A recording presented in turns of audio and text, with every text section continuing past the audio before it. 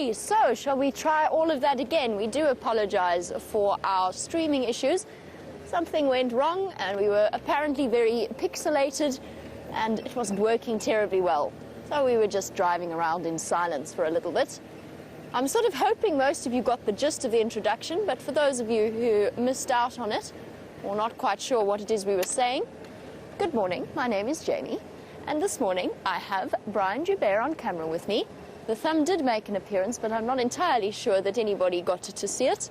So perhaps let us have the thumb return.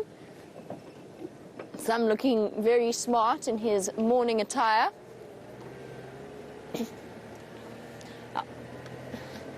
You've got a black tie thumb this morning, feeling very serious. And it is, of course, a serious business because we've had the most extraordinary time yesterday afternoon on our very special Father's Day weekend sunset safari, where the animals, as I was telling a long saga, but I'll summarize it quickly because I've already said it now once, the animals provided us with the most incredible spectacle. Now, we are racing off towards the Waterbuck Dam because the monkeys are alarm calling and shouting. And I think it might mean that Mvula is somewhere in the area. So while we go and check, let's head over to Brent so he can say good morning to you all.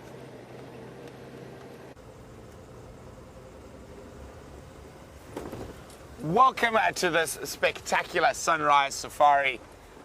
My name is Brent, I have Jeandre on camera, and I'm sorry, I'm a little bit tongue-tied after yesterday, but what an incredible sunset safari we had. I mean, it's beyond words almost, but hopefully we'll do it all again today. I can't guarantee I'm not going to get that excited again, I just might, but today we got a special guest on the vehicle. Apart from Jeandre sitting behind me, we've got the man who makes a lot of the jigamajags and thingamabobs and whatnots and if-whats work that sends you this glorious picture from the African bush, and it is Mr. Peter Brass. Hello everyone, good to be in the vehicle for once and looking out for everything, but enjoying it and hoping that Brent does his magic again this morning. Here we go, so Pete's along for the ride today. We are on our way down to Cheetah Plains. We actually haven't checked down there for quite a while. I think it's worth just going to have a little squiz, check on the tracks. Maybe the cheetah make an appearance. Maybe Nkanyini makes an appearance. And oh, excuse me, our tracking team is working on Waterbuck at the moment. They're also going to go check for Sindile and for Mvula. So hopefully there'll be cats out and about in a few short minutes. But of course, you never know. A cat could just step on the road in front of us while we're ambling down towards the east.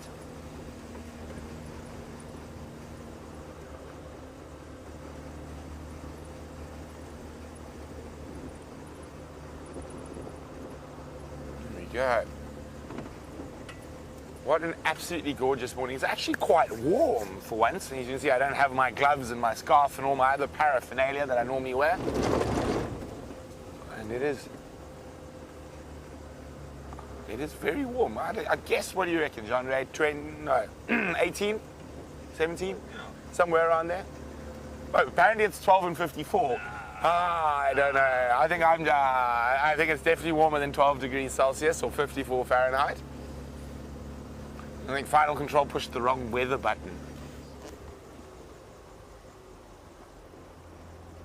Well, now they're saying it's 14. Oh, Final Control. Oh, it looks like Jeandre might have spotted some tracks. Let's have a quick look. I think we need some male lions for Father's Day. Happy Father's Day to everyone out there. I think Jeandre might be chasing civet tracks again. Ah, there we go. Oh, Jeandre, well spotted. Jeandre is not in trouble. He often stops me for hyena and other creatures. Lies. This time he actually has stopped me for a leopard. I'm trying to train you. Yes, the best one is over there. You should be able to see it nicely. There. There we go, where my finger is.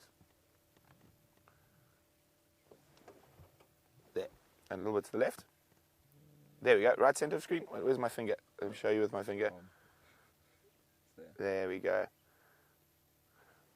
nice a female leopard track. So this looks really, really fresh. So before we head to Cheetah Plains, let's go see Cheetah Cutline. It's all the cheetahs today. Let me just get hold of our tracking team. And while I do that, let's go see what Jamie's up to in the northwest. In the northwest, we're currently seeking out the various water holes in this area. I've arrived at where the monkeys were said to be alarm calling, and it all sounds much more peaceful to me, but we were a little way away when they first started shouting. In general, one of the most reliable animals in the bush in terms of alerting you to the presence of an animal is a troop of monkeys. First of all, because they're up in the trees, therefore they've got a sort of a better overview of what's happening around them. And then second of all, they actually have exceptionally good eyesight. Just like, well, they're primates, just like we do. A vision that is very much sort of fixed on movement. Oh, goodness. Everybody hold on to your seats as we bump along. Second time I've been over this patch. I'm going to go and check the pan outside Gallagher. There's a whole river system that runs around the outside of the lodges, and it provides the perfect hiding places for a leopard. Mvula, as we know, has recently sort of become something of a nomad. He no longer, as far as we can tell, he no longer holds a territory per se, and he just spends his time trying to avoid the other dominant male leopards in the area, which means he's actually covering an enormous distance. That being said, I'm hopeful because I think he's hungry. I mean, I know he's hungry, and I think he might have made a kill last night. Now we're going to check, and then what, if we don't have any luck here, then we'll go back and we'll check the remnants of that buffalo kill, because maybe he managed to score himself a leg or something. It was hilarious yesterday, because he tried to get the carcass, and then he fed on it for a little bit, and then the hyenas came back to chase him away, and then one of them walked underneath him and around him with a buffalo leg in its mouth. And it was so, you could read the expressions of or at least the feelings of the animals so clearly, because it was almost like this hyena was parading it. And Mvula was in full-on furious cat mode with his tail thrashing. I actually, at one point, thought he was going to challenge the hyena for it. He didn't, which is a good thing. Obviously, we want him safe and sound, but I think the thought crossed his mind. But it was a very interesting example of the way in which our predators interact. And we talk about a lot of the violence and the competition and the fact that predators will kill each other if they have the chance. But the truth is, in a lot of ways, the predators are so used to encountering each other because, as you can imagine, a carcass is a magnet. And it's not just hyenas that are scavengers. Leopards scavenge, male lions are some of the biggest scavengers around. So they encounter each other frequently. And for the most part, it's not worth risking injury to try and harm the other predator. This is close to where the monkeys were calling, right outside the lodge. And all I can see in front of me is crisscrossing hyena tracks.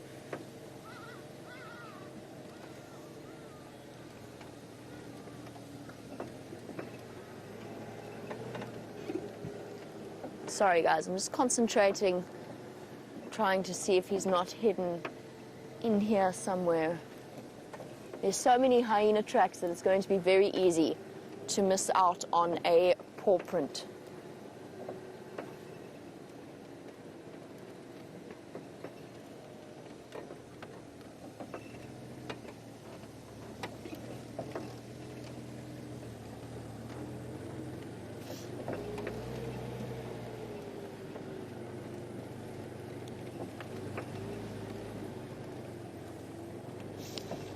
And on this special Father's Day weekend, James Richard has said that Tingana had better show his face so that we can all wish him a very happy Father's Day. Absolutely. Tingana is the dominant male leopard in the area at the moment. And hopefully he does decide to make an appearance. I honestly, James, I have absolutely no idea where he is right now. I don't even know what area he's in right now. So in general, that means that he could pop out at any moment, as we had with Mvula yesterday, but it could just as easily have been Tingana. It's the interesting thing about leopards is they definitely keep us on our toes.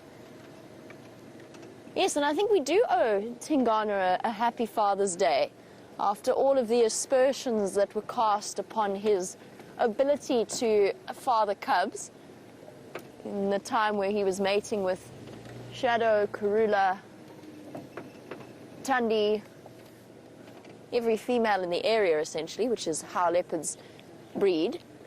And yet none of them were falling pregnant initially. And there were definitely, by all of us, there was some speculation as to his abilities. He's clearly proved us all wrong, because there's a very high chance that he's fathered Karula, Shadow, maybe Tundi's cubs in the future. We still don't know where she is or if she's pregnant. Okay, this is interesting.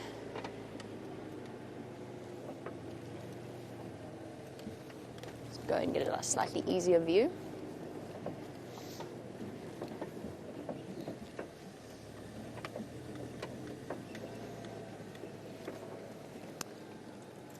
Now here's an animal that's almost equally as reliable as the monkeys are.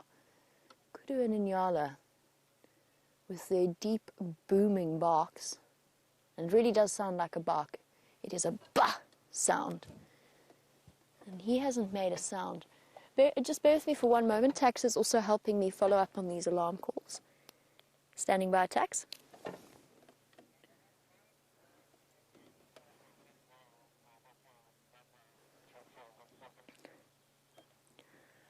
It's a negative, Tax. I haven't gone in there yet. I'm just checking around Galagopan and Vubu Vuetela Dam.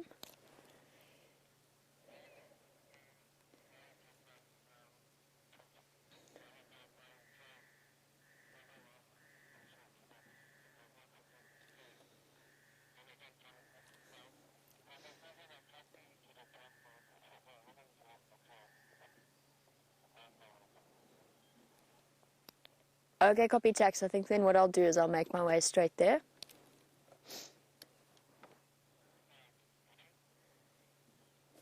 Sorry, everybody. Just arranging a search party for this male leopard, because it seems as though Tax has picked up on his tracks going straight back to the site of that kill from yesterday.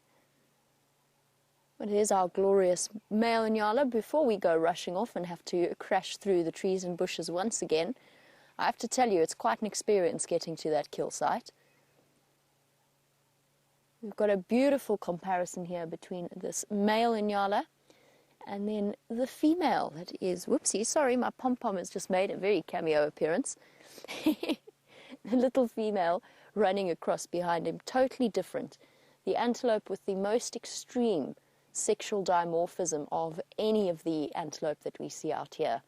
Total color difference, light tan colored female and the dark grey brown male, and a very, very distinct size difference between a fully grown female on the left and a fully grown male on the right. Definitely one of my favorite antelope, one of the most attractive to look at. But while we go and follow up on that kill site, let's go across to Brent, who has a different and fluffier antelope for you.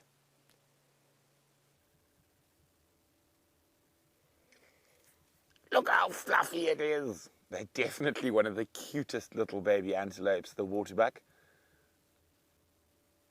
And all the hair extended in the cold morning. I don't know, if I had to think about it, somewhere a cross between a llama and a kudu. And you have some impala in the background as it scooted past them. Now we've been watching this little one since it was about half this size. So Mom's doing a good job so far. Oh, whoops. That is an alarm. I apologize profusely. Give me a six-pack, Brent. Jeandre, a six-pack. Let's make sure there's no other alarms on.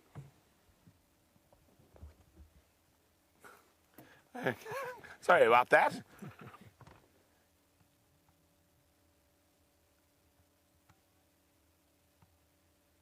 Oh, head shake there. They're moving down from the crests now that it's getting a bit warmer. They move up to the high ground to have a snooze during the night. It's just a couple of degrees warmer high up on the crest. Now they're going to spread out and start feeding throughout the bush here.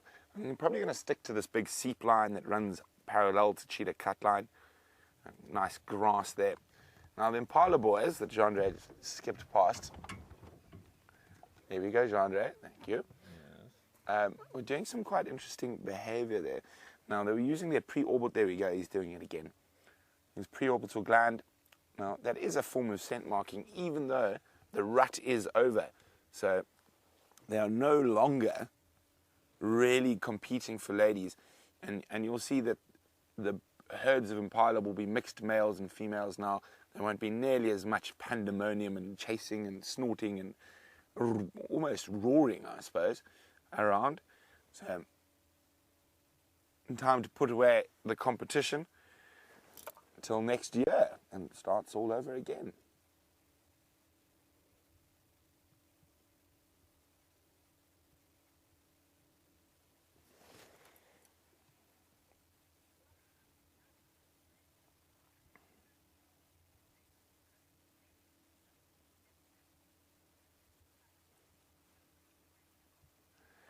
Oh, Joey.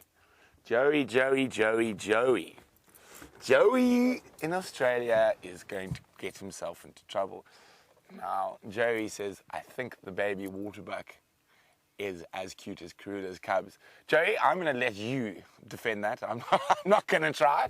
And we're going to keep moving now and start heading towards Cheetah Plains. Joey, good luck, by the way. Good luck. I think you're going to have a few people who are going to disagree. I just want to have a quick chat to Ephraim, who's there, and I think he might follow those leopard tracks that go into Torchwood.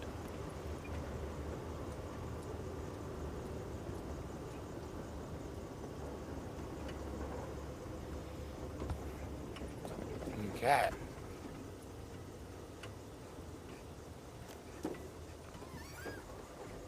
Where's it? Ephraim.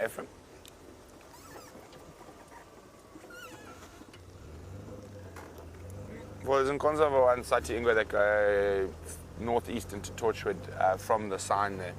I'm going to head towards Yondal.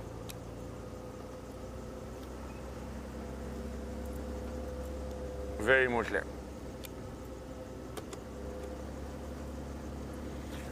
So we're going to head down towards Cheetah Plains. You can see the sun is rising in the east. It is an absolutely gorgeous African winter's morning, and I'm hoping we're going to find a big cat or 5. We did 4 yesterday, so I think it's just, we should do 5 today, you know, just one up it a little bit.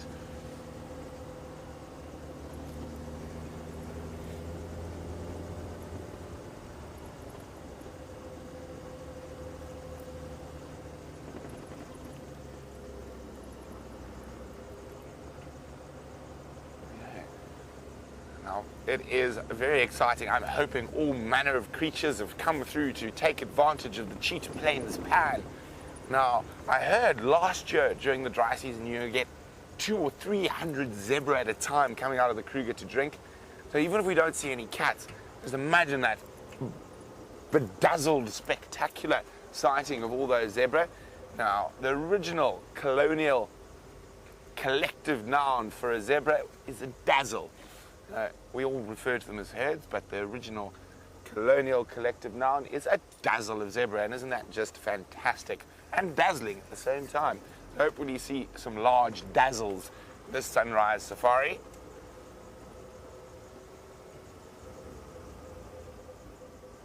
Remember, you can also ask us questions. If you are new, you can use the hashtag SafariLIVE on Twitter, and hopefully between Jamie and myself, we'll be able to answer any of your ponderings about the African bush.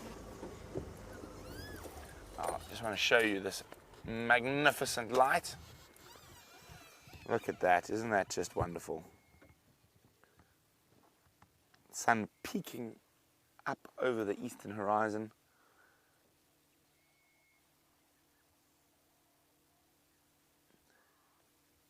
Now we're going to continue east. We're about to go through a dip that we might have a bit of signal breakup in. So before we do that, let's jump back on board with Jamie and see what she's up to. And while Brent makes his way to Cheetah Plains, you get to come and experience the journey to the kill site, which I have to tell you is quite the epic. And just bear with me while I keep trying to figure out exactly where it was I drove yesterday. It's all a little bit of a blur. Oh, but it's not the easiest of blocks to navigate. One of the worst parts is coming up soon, where we have to dodge the green thorn or the torchwood, which is much spikier than the bush on the right.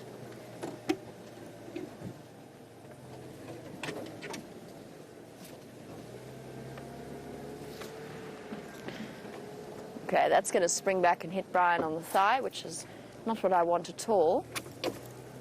Oh, nearly speared you.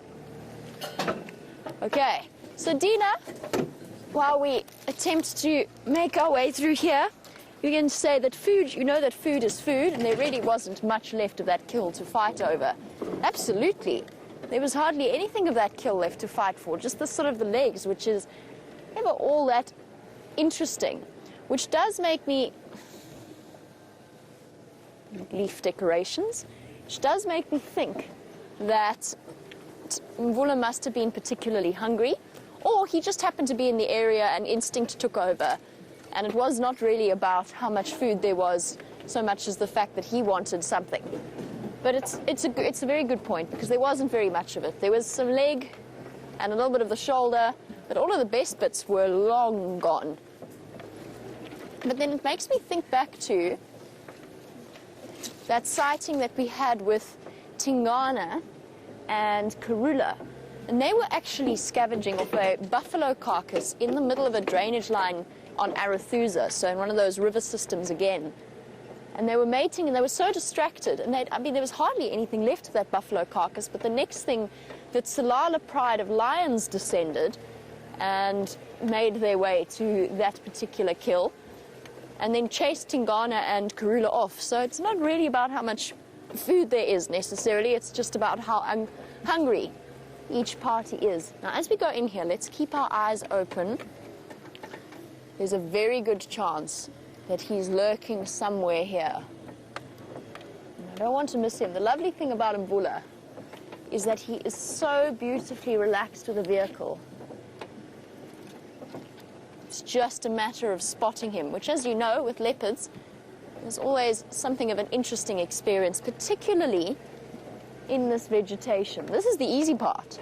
This is the nice part of the block. We're about to hit the more difficult patch.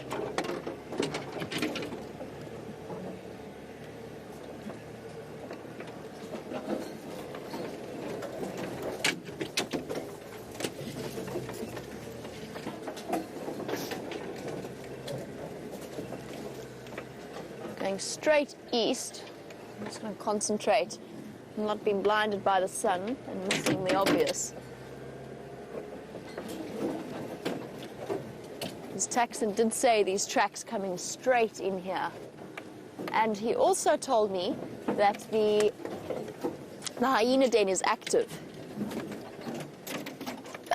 Oh, sorry, excuse me, I'm sorry everybody.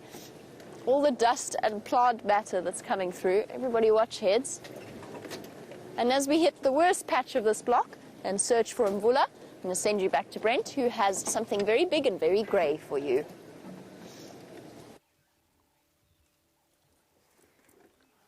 Look at these beautiful elephants in this exquisite morning light. They are moving away from us, but we couldn't resist showing you with the golden light coming through the leaves. Lovely big breeding herd. And it looks like they're on a mission. They could be heading out for a drink, or they could be spreading out and starting to feed.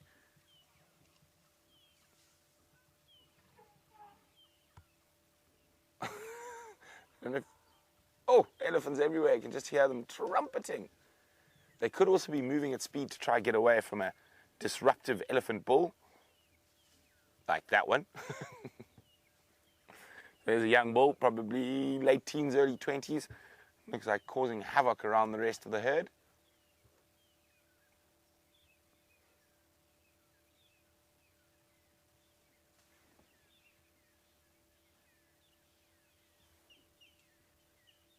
Yeah, the grey hornbills calling.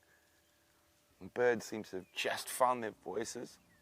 That, of course, was not a bird. That was an elephant.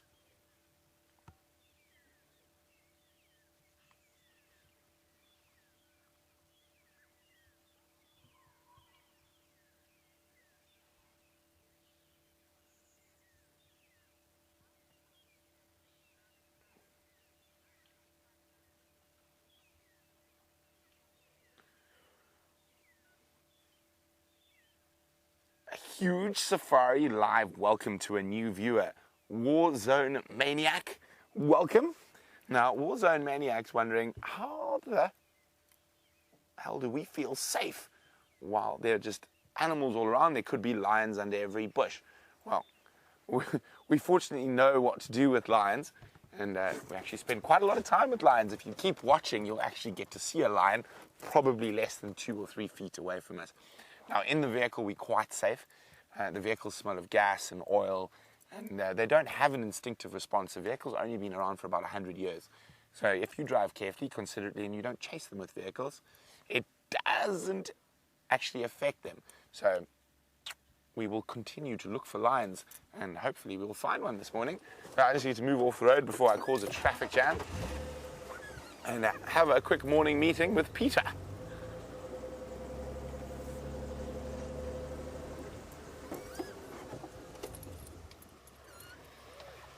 Morning, morning, morning, morning. Morning. Hello. How are you, sir? Fine, you? Very well, thank you. Okay.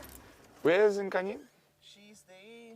She came from CP side and she crossed onto. Okay. But maybe the Montuans is in CP. Maybe Okay.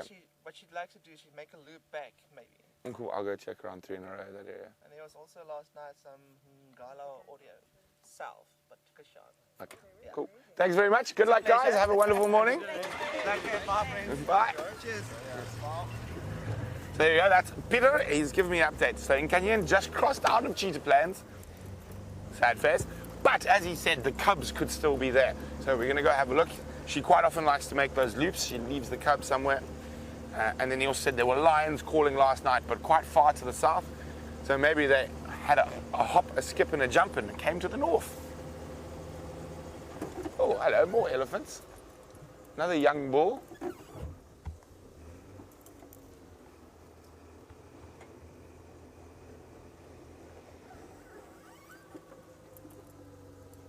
Now, that young bull's probably trailing that herd we've just seen. They tend to try to stick on the peripheries. If they get too close, the big females give them a good sorting out. He's not looking too relaxed. We're not going to stay with him. You can see from his body language and the way he's moving. He's not a happy camper. So we'll move away, let him relax. It's okay, big boy.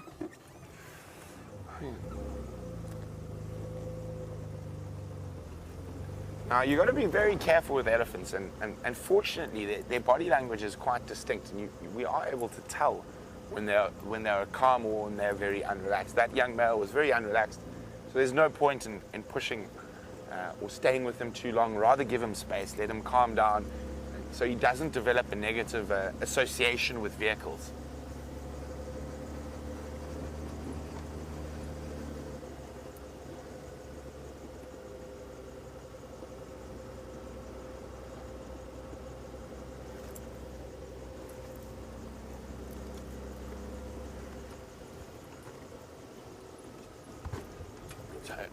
I'm just going to get an update on Nkanyi. Sorry, last station, go again. Confirm the direction of Nkanyi.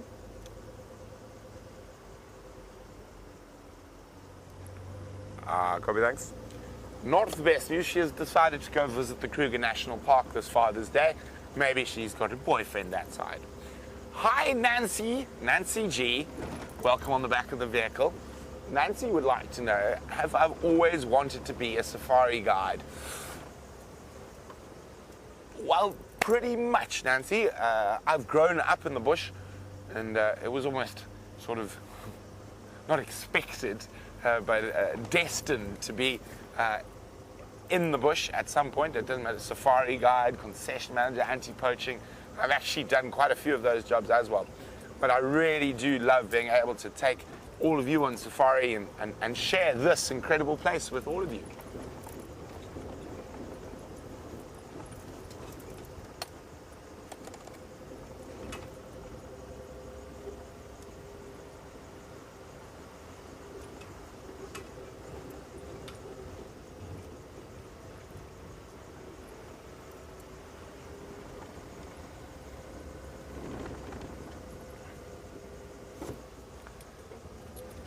Now, yesterday we saw Mvula, who used to be the dominant male leopard in these parts, but he's been pushed by Tingana, and he's actually become a nomadic male at the moment. And Deborah's wondering, do female leopards get challenged for their territory in the same way that males do? Not quite in the same way, but they will definitely have some challenges put on them. So the thing is, a female, when she has a female cub, will give away a portion of her territory to the cub when it's starting out. And you'll see that with Karula. She is surrounded by her daughters. She's got Shadow and Tundi. So as a female leopard gets older, and the more cubs she has, her territory gets smaller and smaller and smaller. And she basically gets outcompeted by her daughters. Now, this isn't a bad thing.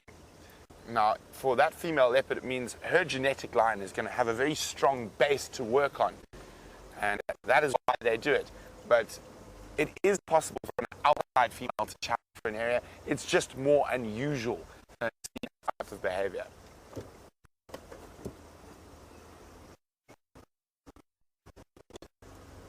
Standing by.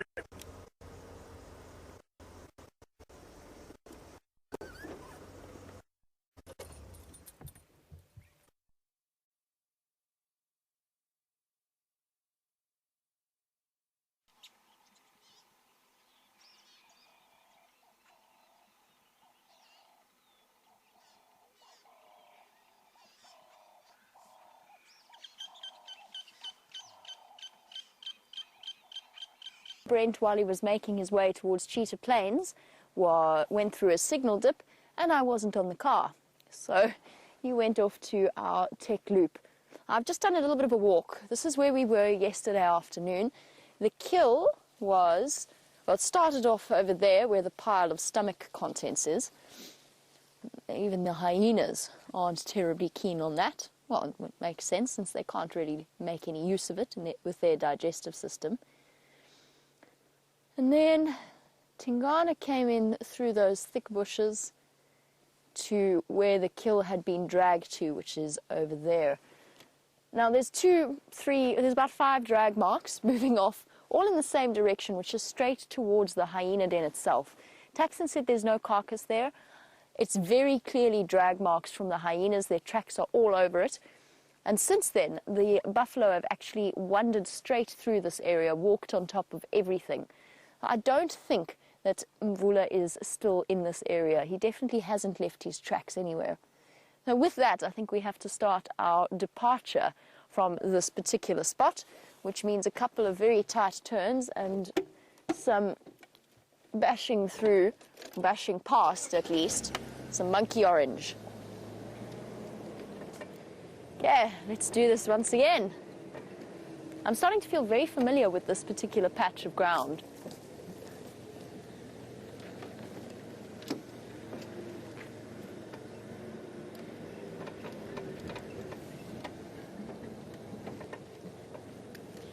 And Shamsun, of course, the whole saga started, and the only reason I found this spot, which is really quite impenetrable, is because I followed the lionesses. Almost, but not quite. Almost made that turn. But Shamsun, good morning to you. You were wondering whether or not we ever found the lioness with the cubs. No, we still well, we did find her. We found the female that we think is lactating, but she was found by some of the other guides around Tambuti Dam, which is just to the northern part of our traverse area. Sorry, Shamson, I'm just thinking, there's such a high likelihood that he is hiding somewhere in this really dense monkey orange thicket. But the thing is, so are the buffalo. I can hear the oxpeckers and I can hear them snorting off in and around these bushes. Or maybe not. Maybe he made a kill, maybe he got lucky. Let's go and see if we can't find a drag mark or something similar that might tell us what he was up to last night.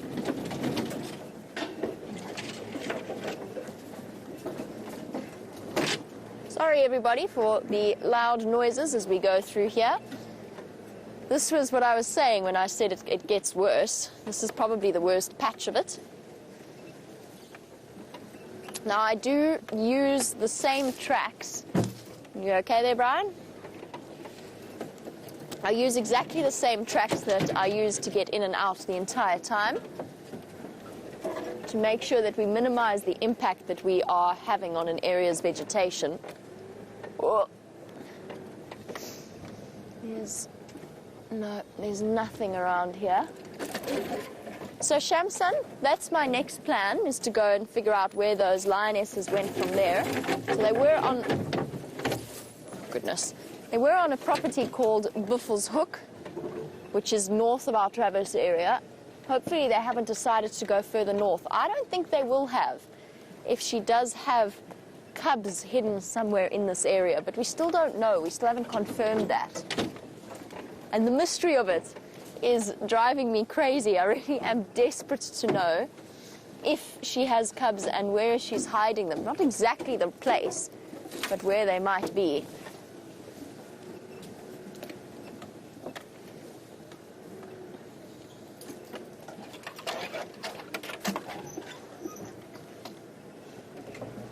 Okay, things get a little bit easier here. The worst part is behind us, and the drag marks all head in the direction I'm heading in.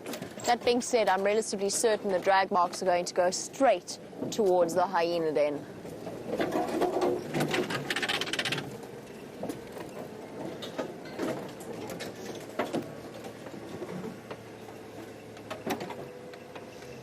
Hyena tracks there. I'm just trying to, this is actually quite a nice block for tracking in. It's actually quite easy. The sand is relatively soft.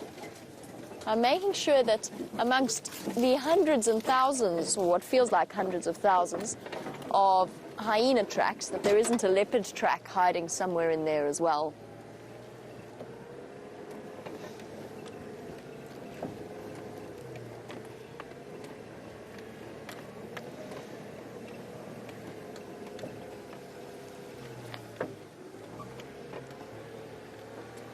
And if we don't have any luck here, then we'll go check the hyena den quickly, say hello to them all, and then we'll go and we'll search all around the area where he was last seen.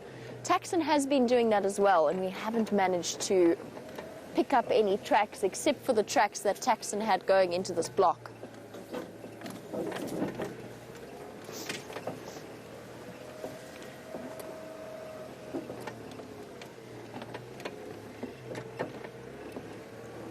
And speaking of denning animals, a very good morning to Liz. You wanted to know if the wild dogs are denning and if we've heard where they are denning. That, yes, they will be, absolutely. So, sorry. What's the matter, go away birds? I think that's just them doing their usual morning shout. It's an alarm call of a type of bird, or at least it's a call of a type of bird called a go-away bird. But it isn't accompanied by any other alarm calls. It's a wah sound. Sorry, Liz, I will get back to you in a sec. Doesn't sound frantic. It sounds just like a call between two go-away birds or a group of go-away birds. It's not an alarm call.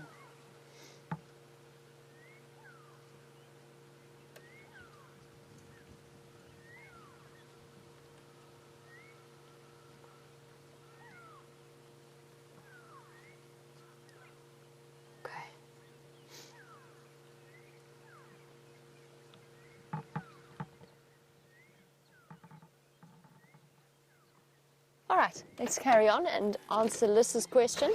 We've also been distracted by the Game Drive channel because it sounds as though they found 2 male cheetah on Torchwood. And the 2 male cheetah that we see regularly. All right, Lys, while I navigate this obstacle,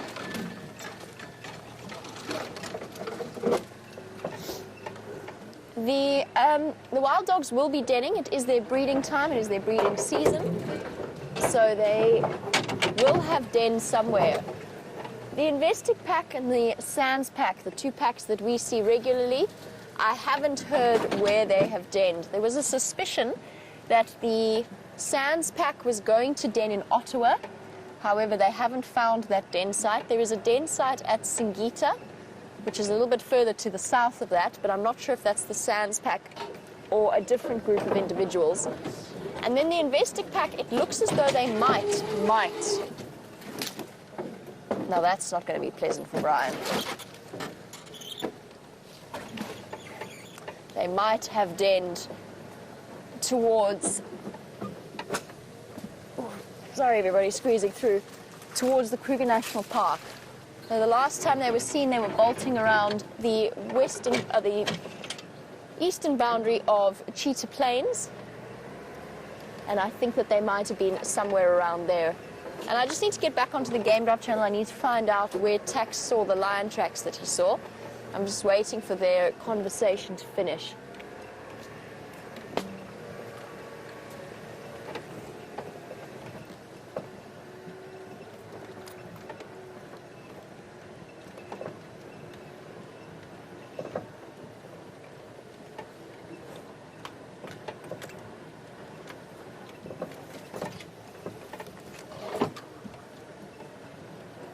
Aha. Well, we have some exciting news. It appears as though I misheard something on the Game Drive channel. I'm going to send you over to Brent, who has got a fantastic surprise for you.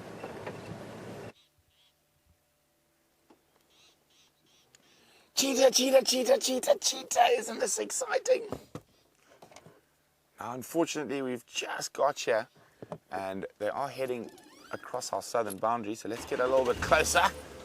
Fortunately, we have the camera with the super zoom today, so yay! 2 male cheetah for Father's Day. And as most big cat fathers go, cheetah are only there for the making of, not the maintaining of.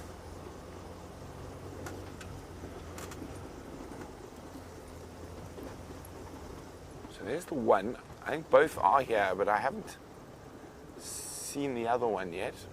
Oh, there they are. Hello, boys.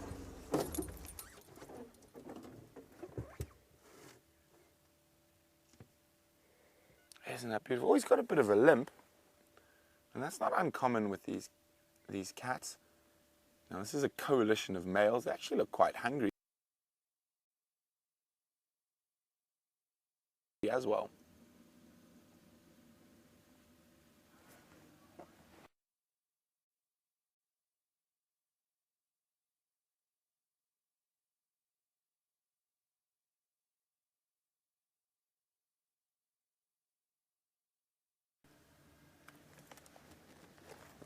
Isn't that gorgeous?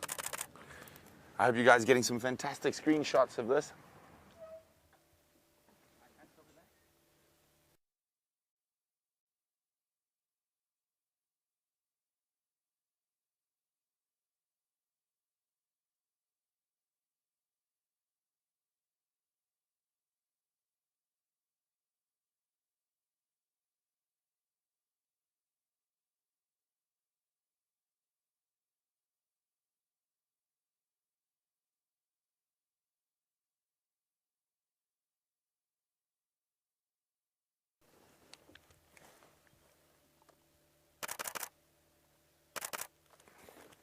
Let's just move a little bit forward.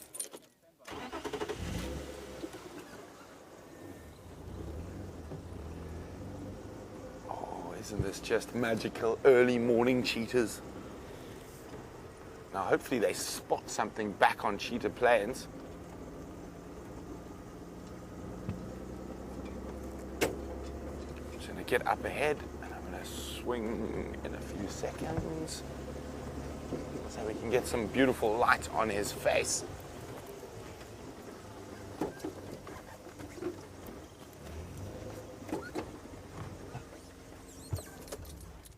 Here we go.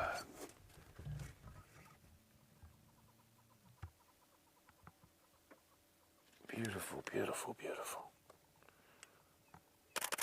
Look at that lovely early morning light on that gorgeous big cat. Even though they're taller than leopards, they're actually smaller in the weight department.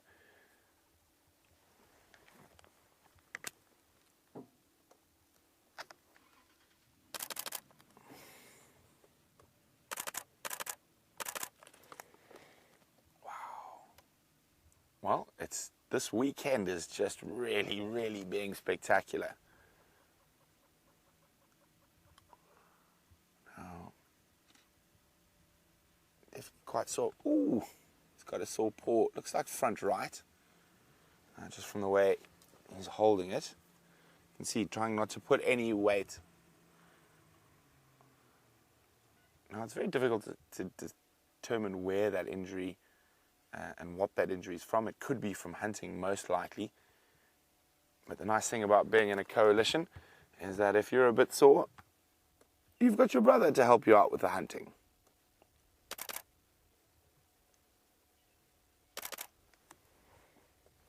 Oh, it looks like they might come back towards Cheetah Plains, and that's very exciting news for us. Look at that. Two beautiful male cheetah.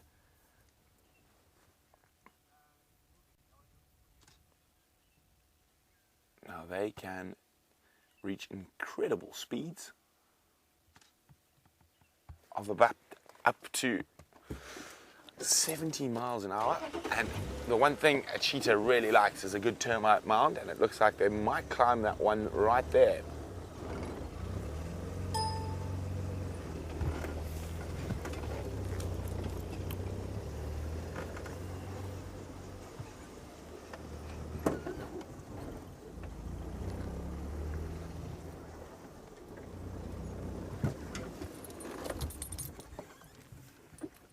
And oh, disappeared behind. I think we're gonna have to wait. There we go. Oh, at the top, just saw a head pop up. A few spots there.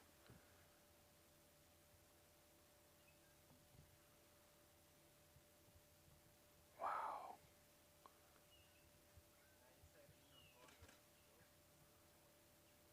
Smelling something on that termite mound.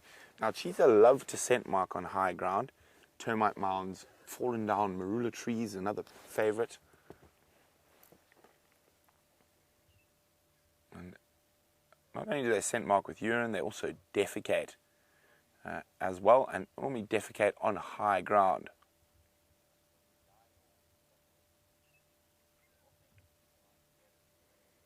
And there's something very interesting smelling on that termite mound.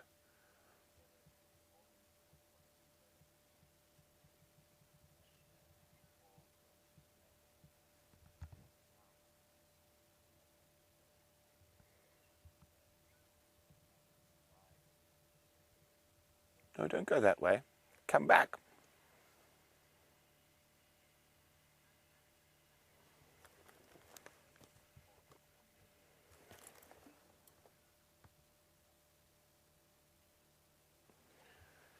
Well, hi, Joey. Joey's in Australia, and Joey's been wondering how often do cheetah encounter other animals like lions or leopards. Probably a lot more often than we realize, Joey. The fact is that we don't actually see them too often, and if they do encounter those other animals, they tend to disappear at a rate of knots. Oh, there we go, he's popped out. Oh, there we go. I'm going to see if we have to move. Unfortunately, they are heading southwest.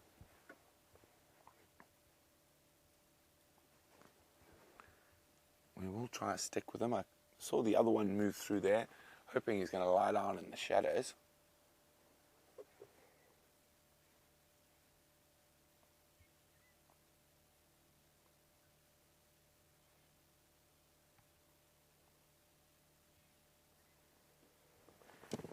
Let's move forward a bit.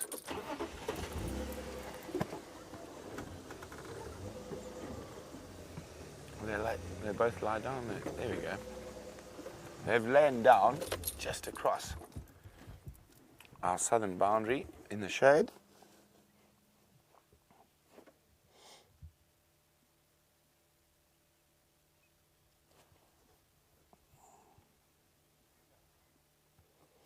So Shamsun was wondering, how tall do cheetah get? Male cheetah can be as tall as 37 inches, but generally a little bit smaller than that. And a really, really big cheetah will weigh about 150 pounds, whereas a really big leopard can weigh over 200 pounds.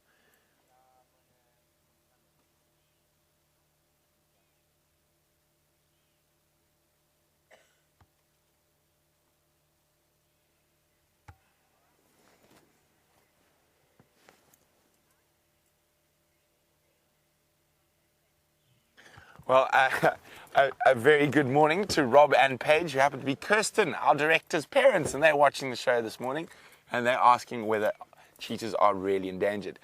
Well, they are. It's a very interesting thing. So about 10,000 years ago, cheetahs hit a genetic bottleneck, which means they can actually genetically trace that there were less than 1,000 individuals left in the whole of Africa, and they've actually come back from that. Now, they've done some very interesting studies with skin grafts, that you can take a piece of skin from a cheetah here and graft it onto an Iranian cheetah even. So there's almost no genetic variation, which makes them very vulnerable as a species, because they do not have that sort of vast genetic code where certain have immunities to certain diseases and whatnot. So if one cheetah is unable to defend off a certain disease, all other cheetah will be prone to having that exact same disease. Now, human beings have actually increased the cheetah population recently, and areas like Namibia, and there's a very, very, very healthy cheetah population on the cattle farms. So cheetah are a bit small to take an adult cow, and they're quite skittish. You can easily chase them away with dogs and things like that. So leopards, lions, and hyenas have been removed from those areas, and the cheetahs have made a comeback. But they are truly endangered. There's not many left. And the largest meta population in Africa, when I say meta population, it's the population that holds the most genetic diversity, and it's about 400, about 400 or so, is the Lowveld of South Africa. So most people would always assume Serengeti, Botswana, Kalahari, but actually the most healthy population with the largest genetic diversity is right here where we're sitting at the moment. Now, they have gone down. There are quite a lot of people trying to get into the sighting, and we've had such a great sighting of them walking. So while they're lying flat, I'm going to let the other guys have a chance and get in here. And if there's a space a little bit later, we'll pop back in. So I'm going to say goodbye to those cheetah.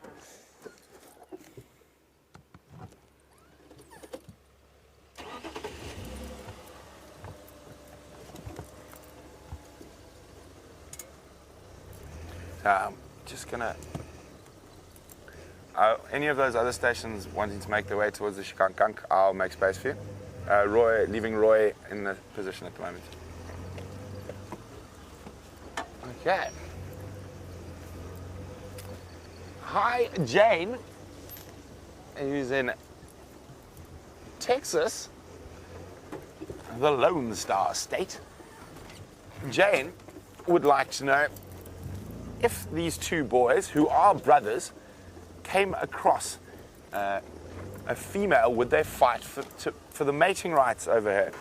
Now, the very interesting thing about cheetah coalitions, and unfortunately we've never seen these two boys in a situation where we're going to be able to figure out who's the dominant. And only the dominant will mate, and that other brother is happy for that, because his genetic code is still being passed on, even though he's not doing the mating itself. It is his 100% brother, so they share the same DNA. Now, cheetah coalitions are always related, unlike lions that can be unrelated. How's it, Eve? Hello. And unlike lions that can have unrelated coalitions, cheetah coalitions are always related. And cheetah are probably one of the only species mammal species, in any case, in the world that need a male-dominated bias for successful breeding. Now, when I mean a male-dominated bias, it means that there must be more males than females. So in every other large mammal, and specifically the cats, there are always more females than males. So you have a pride of lions filled up with females, and you have a coalition of males that might have 2 or 3 prides. A male leopard will have up to 4 different females within his territory. But cheetah, they don't really have, they do have territories, but it's more home ranges, and they do change quite frequently. And female cheetah are far more nomadic than the males. The males will march in their little area, or quite big area. In this area, it's probably on average around 65,000 acres per cheetah coalition. But a female cheetah needs to be stimulated by turning down 4 or 5 males before she'll mate. So that's one of the biggest challenges with cheetah as well, is that you need a lot of males, and a lot of males needs a lot of space. So if every male has 65,000 acres and a female needs to go past 4 males before she mates, we're now already looking at, I mean, what's that, 240,000 acres just to create one set of cubs. So it's really fascinating. Now, I know quite a few people might not like this, but cheetah are going to be one of those failed branches of the evolutionary tree, like saber-toothed cats or giant hyenas, and they're probably going to go extinct all by themselves. And if anything, human beings have made them survive a lot longer. Oh, it's my friend! I haven't seen him in so long! Gnorman, the GNU! He's lost all his ladies. Last time I saw him, he was in the pound seat. Lots of ladies surrounding him. Now, Gnormous has gone back to defending his patch of territory from any other interloping males like normal Gnorman, who lives on the next clearing. But there we go, Gnormous. And the rutting season for wildebeest has ended, so he's not so worried about keeping all the ladies. And so he's enjoying a lovely early morning sunbathe, warming up after that chilly night.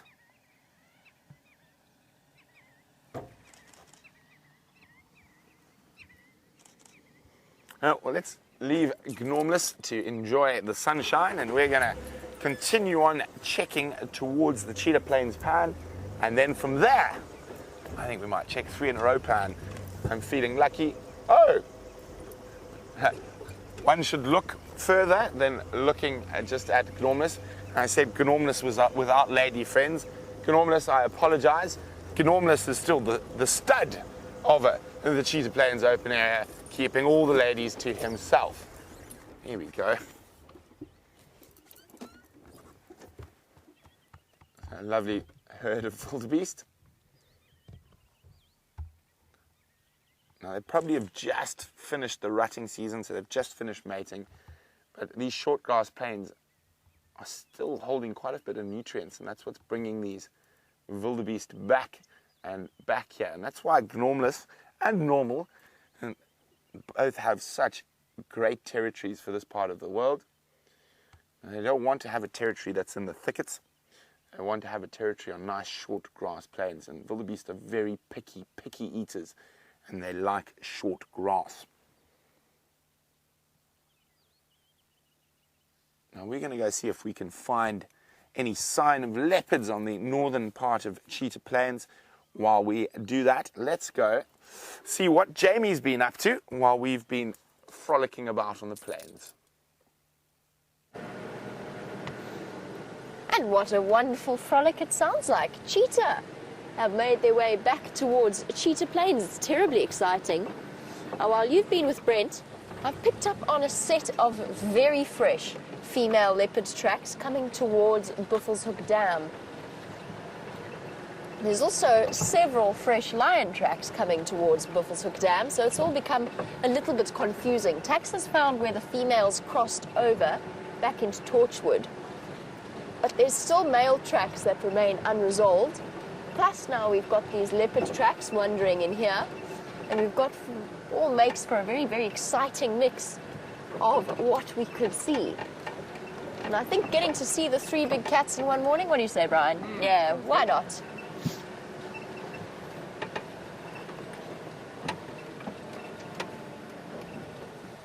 And a very big Father's Day shout out to Jerry's father. Jerry, of course, works for WildEarth as our fantastic producer. Also, sometimes with her exceptionally far better than my taste in clothes. She's also my assistant when it comes to making sure I look relatively neat. But Jerry sends out a Father's Day message to her dad, Mark, who I've met. Hi, Mark. Jerry says she loves you very much and thank you for watching our show. It's fantastic to have you on board. It's a lovely message. Don't forget to send through your Father's Day shout-outs to all of your dads. I'll do one for my dad at some point. Probably, yes. You see, you should still be watching. I just want to make sure that I don't miss out on finding these lions first.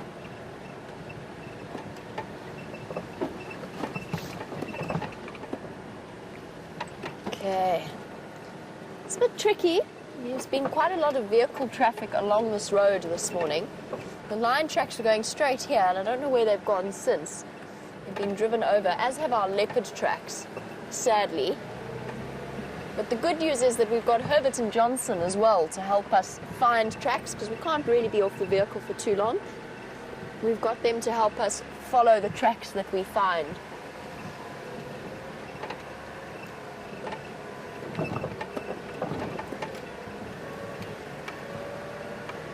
I have a suspicion that these lions are somewhere very close to Buffelshoek Dam.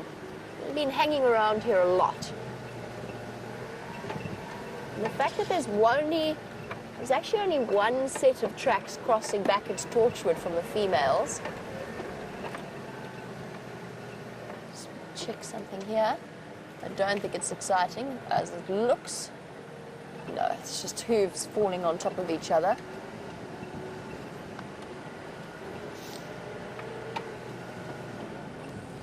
Just go and investigate. Now those female leopard tracks could also be Karula's tracks. She does come all the way north up in this direction, so it is entirely possible. In which case she's going to start making a beeline south to where her cubs are. That, of course, is if it is Karula, but it makes sense. This is one of her spots. It is within the boundaries of her territory or her home range. And Karula does cover tremendous amounts of distance, as can all leopards, but I've noticed it particularly with Karula.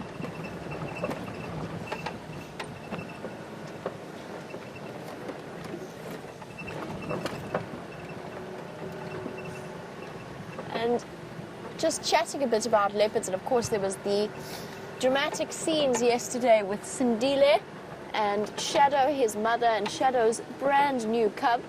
And everybody, I think, feeling very torn in that situation as to how that's played out. And it's a situation that I've never experienced before. I've never been involved in a sighting like that where a young male has been removed for good reason from a wild area and kept in quarantine and then been re-released back into the same area. I've never, in all my time in the bush, ever experienced a situation like that.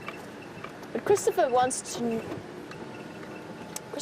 know whether or not Sindile will ever carve out his own shadow, or his own territory, not his own shadow, Shadow's his mum, or if he will be forever nomadic. And absolutely he could carve out his own territory. Not yet. He's still too young. He's going to have to remain somewhat nomadic, basically what's known as a dispersal male. He's going to have to go off, keep hiding, keep himself safe and away from other male leopards, and wait until he is big enough and strong enough to compete for his own territory. And that will probably only happen when he's around 5 years old, maybe even a little bit older, depending on how fast he grows. He's got good chances though. I mean, there's a chance that either Tingana or Anderson is Sindile's father, which does mean that he's got some good genetic prospects in terms of size. And that is basically what matters in terms of a young leopard establishing themselves a territory. I'm hopeful. I think he could well. The chances are, though, when he does establish his territory, it could be miles away from where we are now. Generally, that's the idea. The females stay closer to their mothers, and the male cubs, once they have dispersed, cover enormous distances. In one case, a good couple of 100 kilometers of distance before the male in question settled down and established themselves a territory.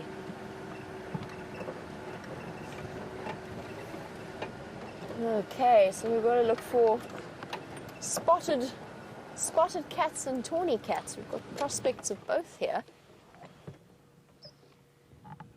And I don't see either. I do see a plover, and that is it. As you can see, most of you know by now that there's been some, what did we call it? Some renovations. Thank you, Bryan. I couldn't think of the word. I was struggling there. Renovations. Thank you very much. There have been some renovations to our various water holes. We can now drive across the bridges or the dam walls. And we've got nice open spaces. And by the looks of things, I might even be able to go and investigate that block that is to the north of buffelshoek Dam. And I'm thinking perhaps that might be a good idea, because that is where the tracks disappear into. So perhaps we should just go and have a look. There you go. The animals love that particular spot. It's nice and sheltered, but it's also close to water. I think let us go and investigate that side of things. Let's see how far that road extends. I'm curious now.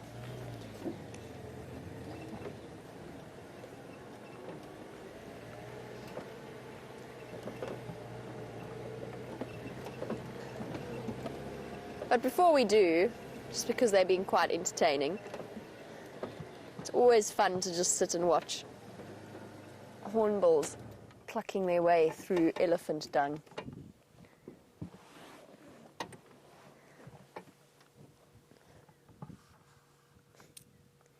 In this case, a red-billed hornbill, very much focused on plucking out anything he can find.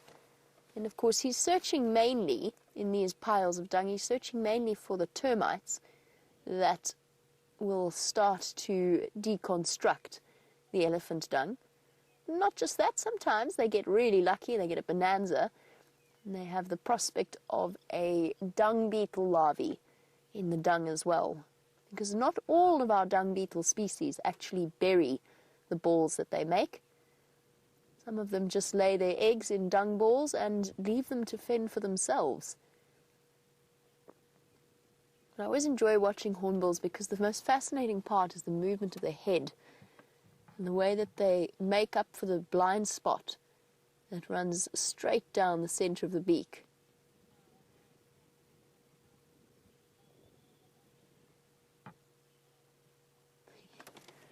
Plucking away. And there was something so prehistoric as well about the way that they run.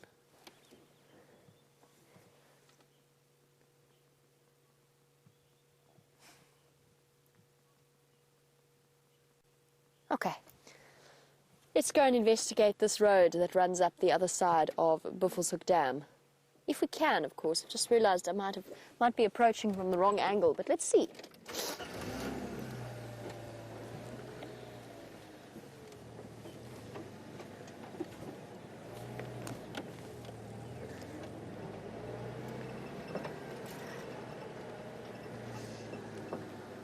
While we continue on and search the northern side of buffelshoek Dam, let's head back to Brent and Cheetah Plains to see what he's snacking on for breakfast.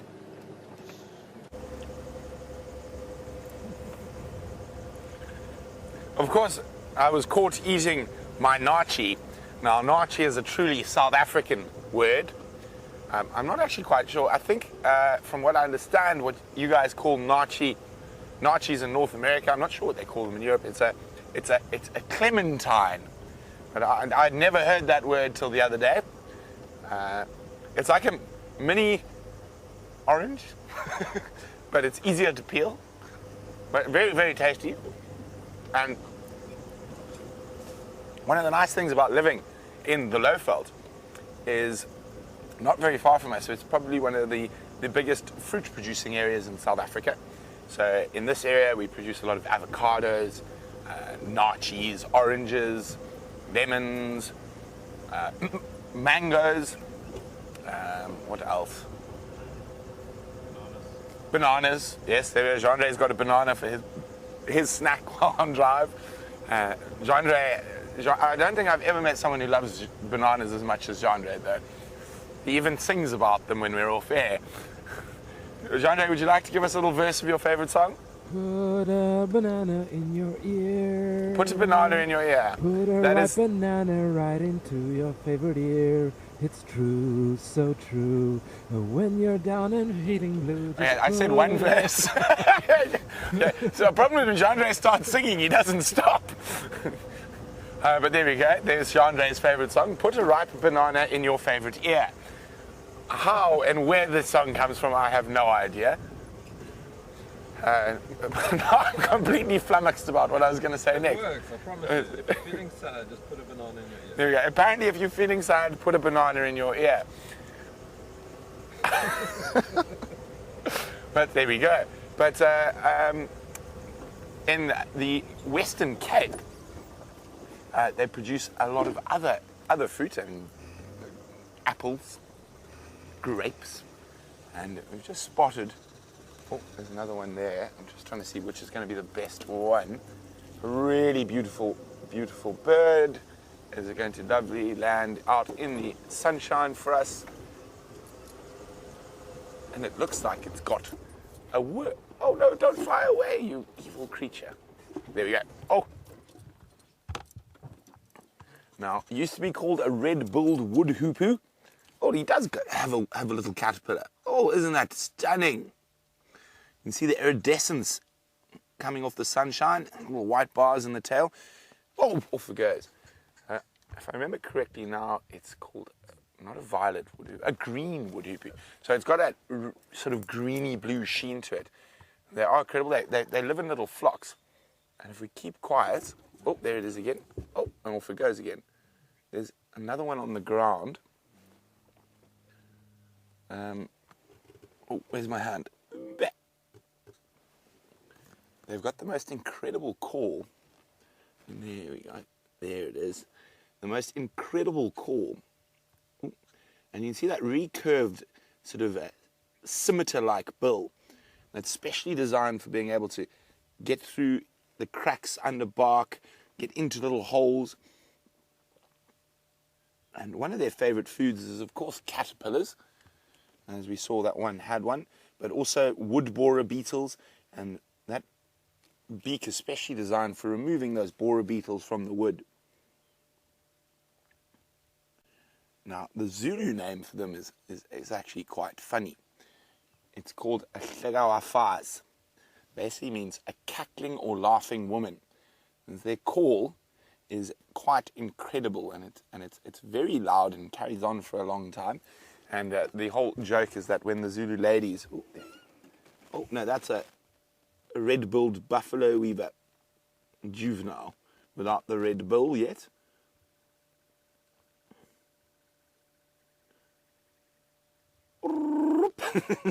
Nice camera work, Jeandre. So,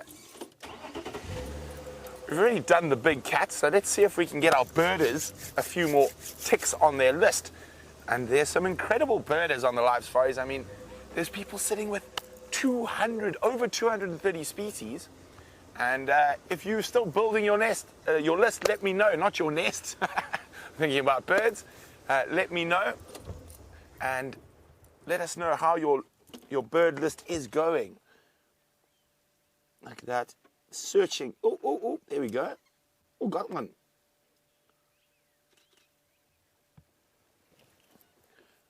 And remember, if you want to let me know about your bird list, hashtag SafariLIVE. How many birds are on your bird list? Or if you're missing a particular species you would really like to see, Also pop that on with the hashtag SafariLIVE, and we will try our best to find you that particular species you might be missing.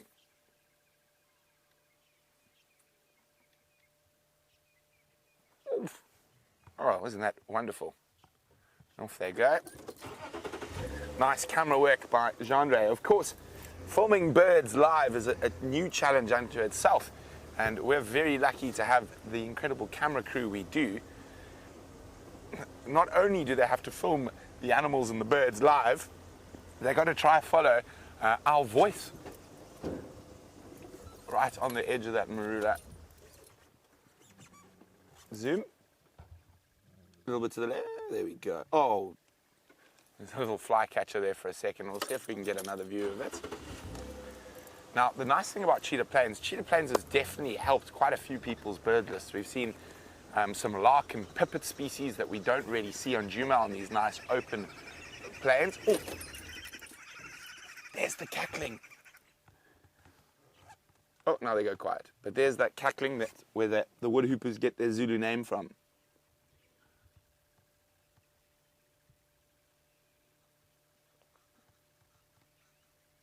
Let's see if they do it again.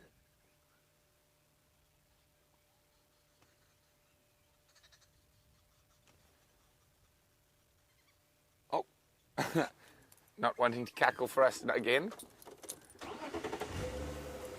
So the Zulu story goes is that it sounds like ladies when they were working. There it is. So the story is that it sounds like ladies working in the field. So while they're harvesting, Zulu ladies can be quite vocal and they laugh and tell lots of jokes. So that's where their Zulu name comes from. They're just keeping ahead of us.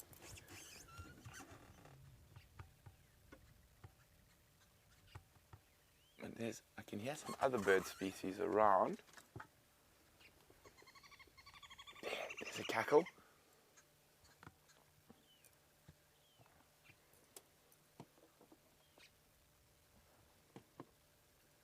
Well, no, they're keeping quite weak. I can hear another bird in this weeping. There we go. Jeandre's got a fork-tailed drongo as well as the wood hoopoe. I hear another bird.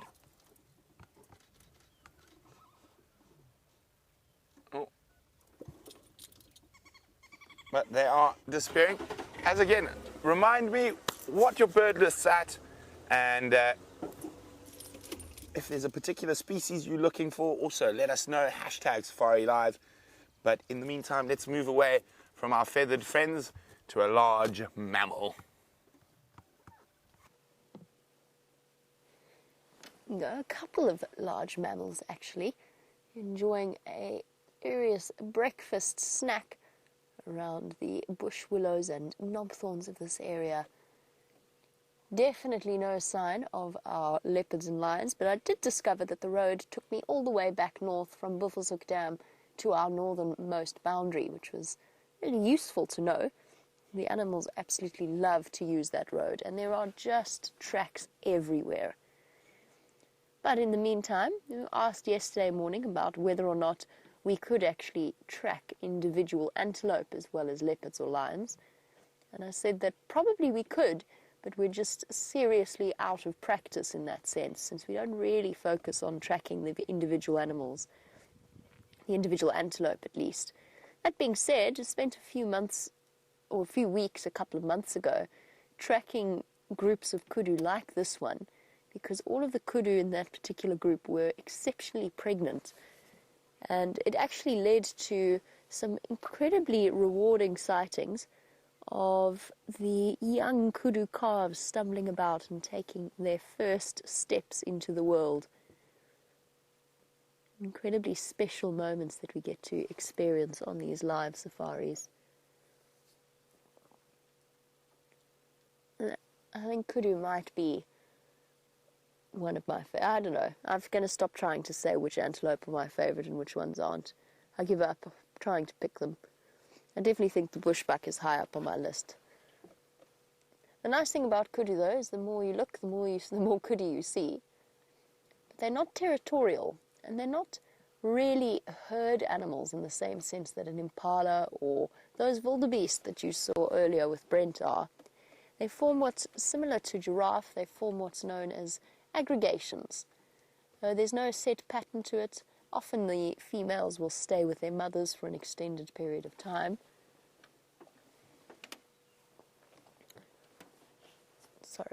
Or the males might come and associate with the female groups every now and again. Other than that, completely peaceful, not territorial at all, unlike the wildebeest that you saw with Brent. And exceptionally elegant animals. There's a young male that's slowly making his way after the rest of them. Look at how skinny he is compared to a big male kudu with their enormously thick necks and long horns. He's got an almost female-sized neck. Sorry, boy, not mean to insult you. I'm sure you're going to be gorgeous when you're older. But now he's just quite a lot more gangly than an adult male kudu.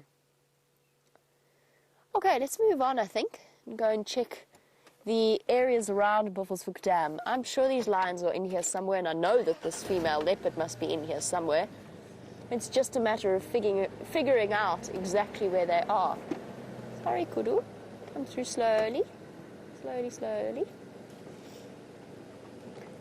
What we can do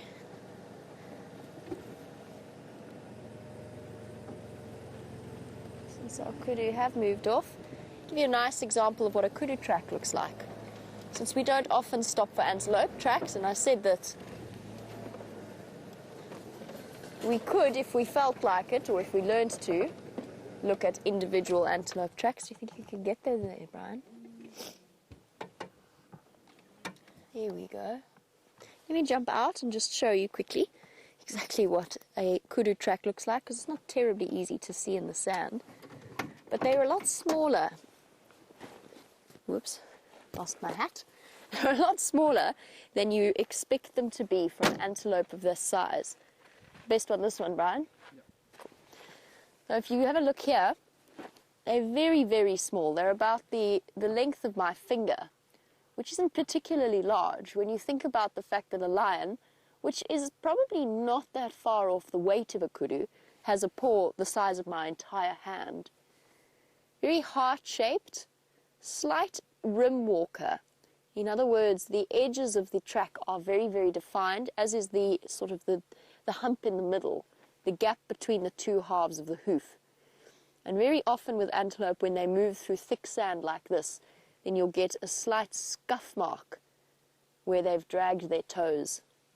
Another thing that's very distinctive of an impala track is that it will do what's known as basically partially registering. So the back track falls essentially on the front track, only leaving a little bit, tiny little bit, of the side of the front track sticking out, but the back track mainly obscures it. And you'll find that something like that, an approach to striding like that, is what will tell you a great deal about the way that an animal lives. So not all of the antelope species do it, but something like a kudu that is adapted for subtlety and secrecy and hiding in thick vegetation, and nyala and bushbuck, they all register because it's quiet. So you minimize the amount of noise that you're going to make, because if your front foot has stepped on a stick, your back foot falls in the same place, so it doesn't step, the stick's already broken, it doesn't run the risk of stepping on another stick somewhere else and making more noise. So it's just quiet. It's the same thing the big cats do. So antelope register just like big cats. We just don't often stop to have a look at the track. The nyala track, in comparison, is where I know this is a kudu track because I just watched the kudu walk across the road. But nyala tracks and kudu tracks are very, very similar. And I can't claim to be, I've learned now, but it took me a while to learn how to tell the difference between them. It's not always that easy.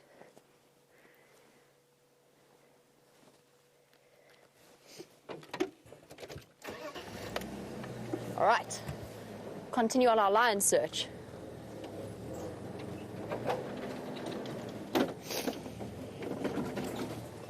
As we circle around there, and talk about our different antelope species, Marianne is wondering a little bit about our zebra, which are of course the odd-toed ungulates versus our even-toed, our antelope and our bovids, our even-toed ungulates. And Marianne, good morning, and as always, welcome to the Sunrise Safari. You wanted to know whether or not we get Grevy's zebra out here. And the answer is no, we don't. The only species of zebra that we get out here is called a plain zebra, or a Burchell zebra. Now, I bet many of you didn't realize that there are actually different species of zebra. If you're watching for the first time, it's not really something that people talk about. Here's my leopard tracks, by the way. Sorry, just to show you something interesting, because these are relatively fresh. Sorry, Marianne, I will get back to you in a moment. I just want to get out and I want to circle these for Herbert and for Johnson at a later date. Beautiful little female leopard tracks. Now, I know that Brent's already spoken about female leopard tracks today, so I'm not going to linger for too long with them. I just want to go circle the last track, which is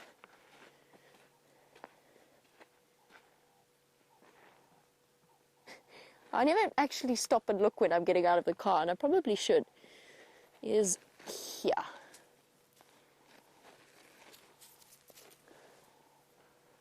Okay, it's there. I'll stop now. Amazing what our instinct is as soon as we see a set of tracks like this that are so beautifully fresh and on top of most of the vehicle tracks, your instinct is to just start walking in that direction, but I won't. We'll go to Cheetah Cutline and see if they don't pop out there. I think she's crossed one of the roads up ahead, but because there's been so much vehicle traffic this morning around that area, I think she's probably moved on. And if it is Karula, she's going to be on a mission. She's going to be wanting to get back to her cubs. That's why I stopped to check around here to just see if she hasn't hidden a kill somewhere in this vicinity. And now has to go all the way back to fetch her cubs. It's far. It's probably a good 3 or so miles. I suppose that's nothing for a leopard, and even for a leopard cub. All right, let's go search. Let's go figure out if that's what's happening here. Sorry, Marianne. I completely got distracted from your question. Zebras, Grevy's zebra, the only place you will find them is up towards Eastern Africa. So it's not a species of zebra that we find not only in the Sabi Sands but also in South Africa in general. South Africa only has 2 species, the one that we see, the plain zebras, and then the Cape Mountain or the mountain zebra, which are also critically endangered species. We don't find them here. As the name suggests, you'll be more likely to find them around the Cape or the Western Cape areas.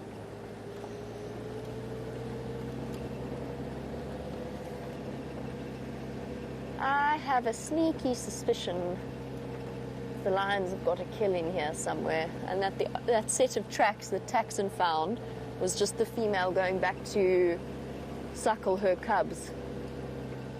Let's go and investigate and see whether I'm correct. There's just so many lion tracks wandering about, and there's too few tracks popping out.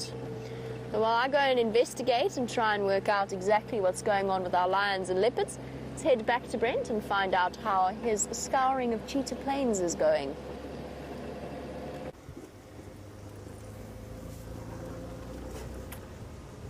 Now, we had that report about Nkanyin crossing into Nkoro, so it's quite likely she might have left her cubs in this area. So we're just doing a quick scope around, seeing if we can see any tracks.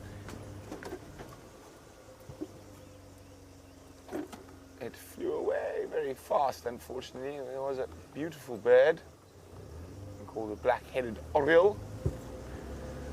Now, I still haven't heard from you. What birds are you missing on your lists? Remember, hashtag SafariLIVE, and we'll see if we can find it.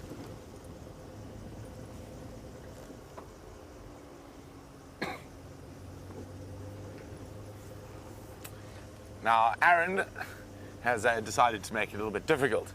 Now, he is from New Zealand, so that explains why it's difficult. He'd like to see a fish eagle, and it's his favorite bird. Unfortunately, we don't have any big bodies of water. I mean, there's always a chance when we go across to Arathusa that there might be a fish eagle taking advantage of those catfish stuck in the mud. But at the moment where we're moving it, it's going to be quite difficult. But you never know, we might find one flying over between bodies of water.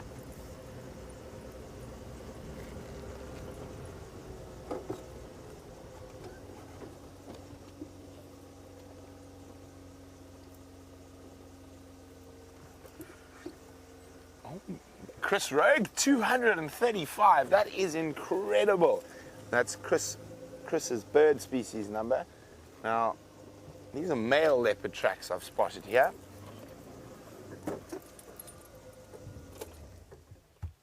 Yeah. Looks like, there we go. And these look quite fresh. And I'm hoping maybe it's Mr. Quarantine. And they're heading towards a 3 in a row pan, which is a well-known hangout for Mr. Quarantine. Wouldn't that be fantastic to see him again? I've only seen him once down here on Cheetah Plains since he sort of left Djuma. And he moves between Nkoro, Cheetah Plains, and Torchwood.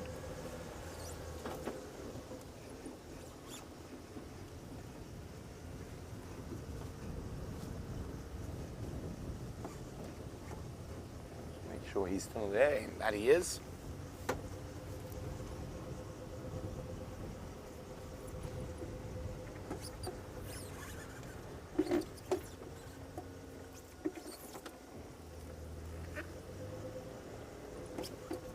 Oh dear. Don't go that way. Don't go that way. There we go, there we go. Oh dear.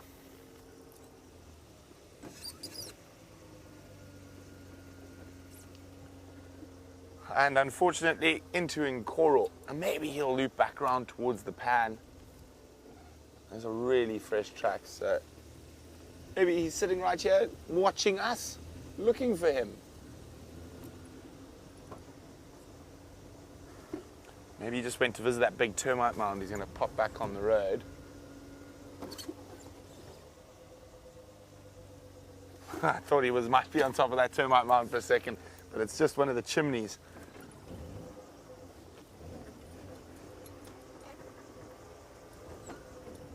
So there is a possibility he went to check the termite mound. He might come back through the waters just over here.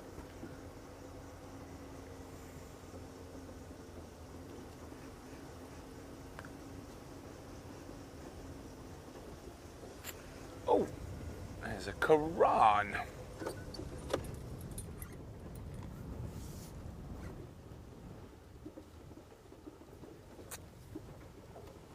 Where did it disappear to now?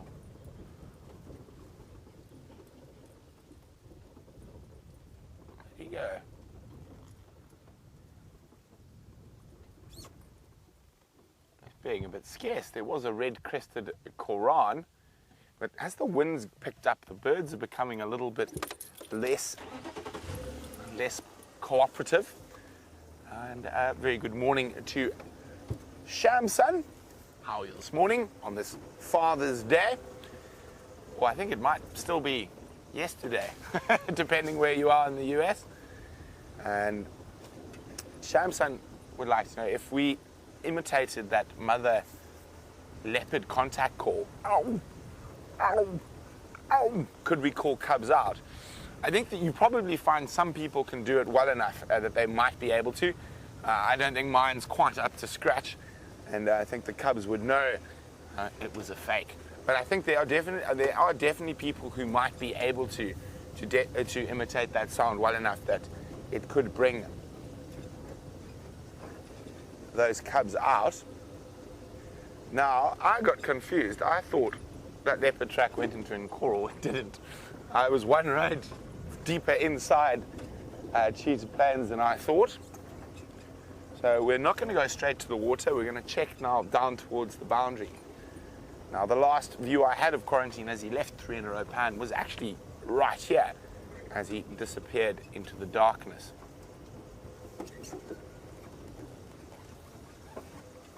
But there's some birds while we continue to look. We go into that little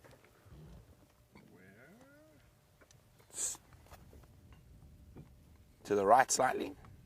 Oh, no, straight, zoom straight in, top of that little tree, up to the right. There we go. And there's a nice little bird to get the bird watcher's brains going. But it's going to have to be a quick ID, as if you were here. So maybe you got some screenshots of that. But why don't you tell me what little bird that was? If you know the answer, send your answer through to the hashtag SafariLIVE on Twitter. Let us keep moving and looking for those leopards. Ellen Fowler. Hi, Ellen. Always great to have you with us. Ellen is a long-time super fan, I suppose we can say. And Ellen definitely helps us out with the leopards and whatnot and what's going on and what happened before we arrived. And Ellen would like to know, do we have any confirmation on whether Shadow's surviving cub is a girl or a boy? It is, I'm very happy to announce, a young lady. So it is a little female. And hopefully she survives. I really, really like that little cub. That was the first time I'd seen it. It was the first time we'd seen it on SafariLIVE. But she was absolutely gorgeous.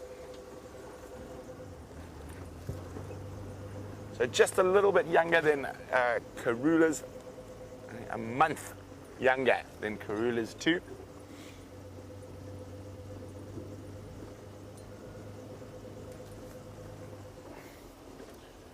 Now, unlike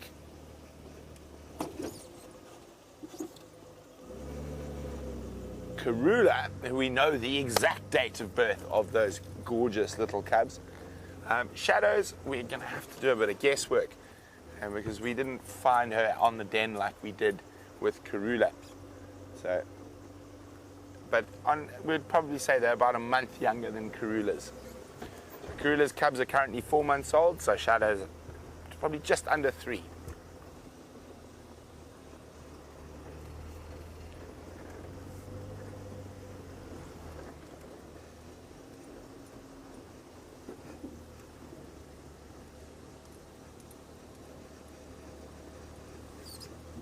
A huge SafariLIVE welcome to another new viewer, Shabo. Great to have you on the back of the vehicle. Shabo is asking, why are lions and tigers not visible on a good winter's afternoon in South Africa? Well, firstly, unfortunately, tigers only live in the east, so they don't even live anywhere in Africa. They're not naturally occurring here. But lions, if they're around, they're definitely worth having a look at on a good winter's afternoon. But they only really get moving a little bit later. So probably around our local time, 5:30, 6 p.m. So if you do find them on a winter's afternoon earlier, they're normally fast asleep. And lions are incredibly good at sleeping. They sleep about 20 hours a day on average. That leopard track went on the path through here. So if he doesn't come out here, I'm going to go back to the last tracks and take a little walk. Now, if it is Mr. Quarantine, some of the most fun I've ever had with a leopard on foot was with him. And I went off tracking and I knew he was there. I'd heard alarm calls. I'd been around and around, followed tracks. He'd gone all sorts of directions. I just couldn't find him. And Bryan was with me. So we decided we were going to talk about a tree that I was standing next to off the vehicle. And as I started talking about the tree, Bryan just went like that. And Quarantine had followed me back to the vehicle and he was watching me do a whole big spiel about a ziziphus or a buffalo thorn. And he was about 10 meters away, just sitting there watching while I talked about and ate leaves off this tree. So he is definitely high up on my list of leopards. And he is an incredible character. So I'm really hoping it's him. It could also be Shavambalan, who is another one of Karula Karula's offspring, but I have never seen Shivambalan, and he is also seen in this area quite frequently.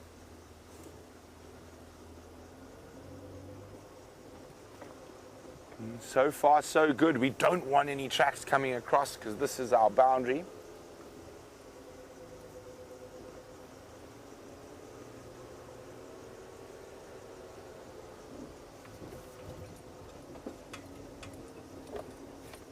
Maybe he's just here somewhere, basking on a termite mound.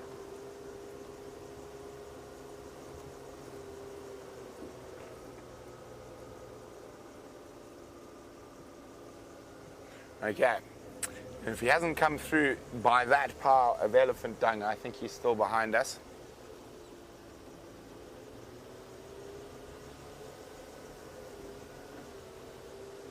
Okay, let's turn around. I'm going to head back towards those last tracks.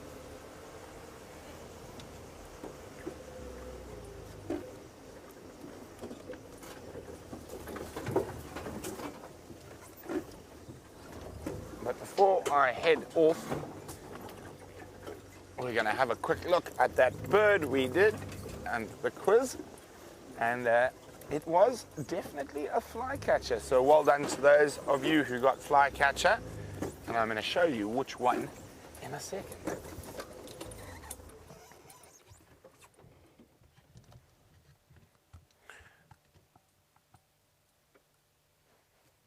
Okay.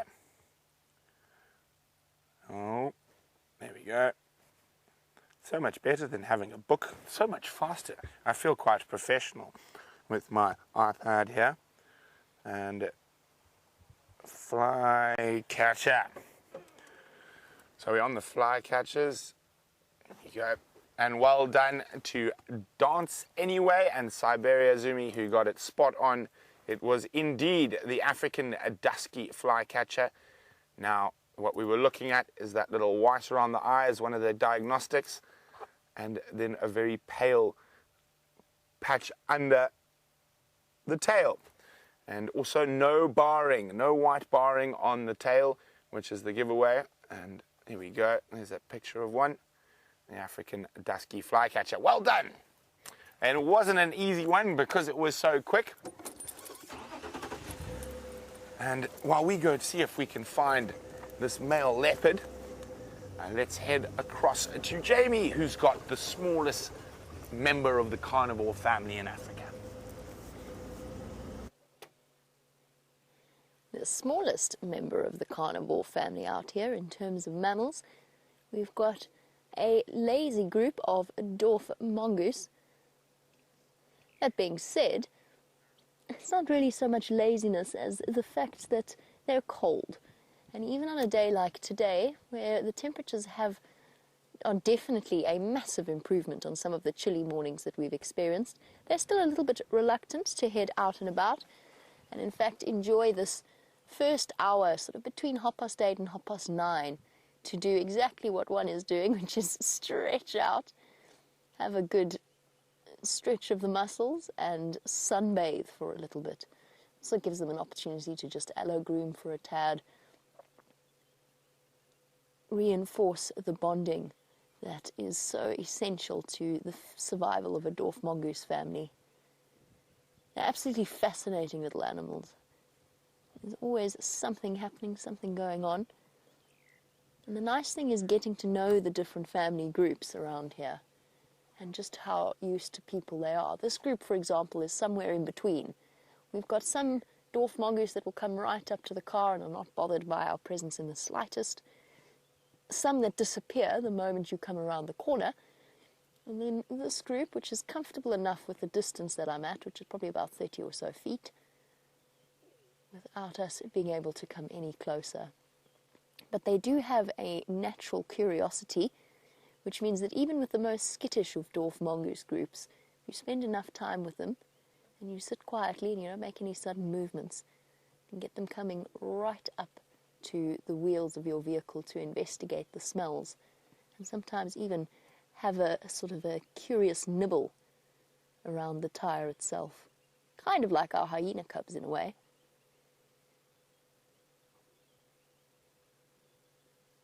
It's a nice moment while we sit and watch them to just listen to the bird life around us and also listen for any alarm calls.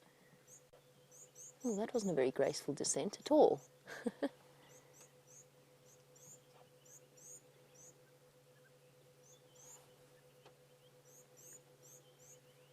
James Richard, you're wondering on the subject of our dwarf mongoose what the furthest distance is that a mongoose group will forage away from their main den site. And it's a difficult one because they basically will just move from den site to den site. They might be spending the night in one and then get quite far away and decide that actually it's maybe time to go to bed, and they'll just pick the nearest den site that they've already established. That being said, they don't cover enormous distances, James, so unlike meerkats, which actually can cover tremendous amounts of ground, you could just ask Bryan, having had to spend time filming them in the Kalahari, they were bound about for... How far would you have said you had travelled following mongoose, Bryan? I followed meerkats... Oh, sorry, meerkats. Up and down on a daily basis, maybe 6-7 miles. That's incredibly far. So that's how far Bryan would follow them, just meandering in and out. In a straight line for these mongoose, I would say that the furthest that their territory would extend, if you imagine it as a radius radiating out from a den site, would probably be about a mile, if that. But the reason behind that as well is also because these little chaps are actually very territorial. So are meerkats in their own way. They do often, when they encounter another group, they get very aggressive, they get all puffed up and their tails go upright and they race at each other. The difference is that the density of dwarf mongoose is much, much higher than the density of meerkats in that kind of arid area. And that's just because it's a different ecosystem completely. So for dwarf mongoose, there's enough here, even in the drought period, which admittedly is a bit harder for them because the insect life is not as explosive as it might usually be. But even then, there is enough in the way of resources to support multiple mongoose groups in a territory that would be the size of a meerkat territory.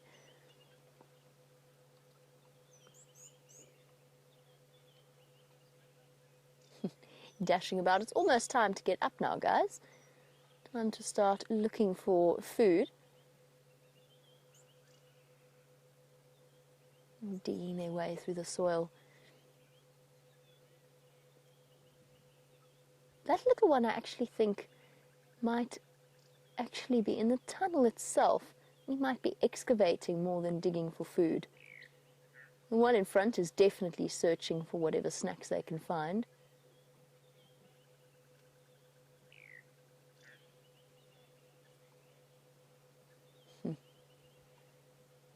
The one at the top there is definitely the most reluctant to head out.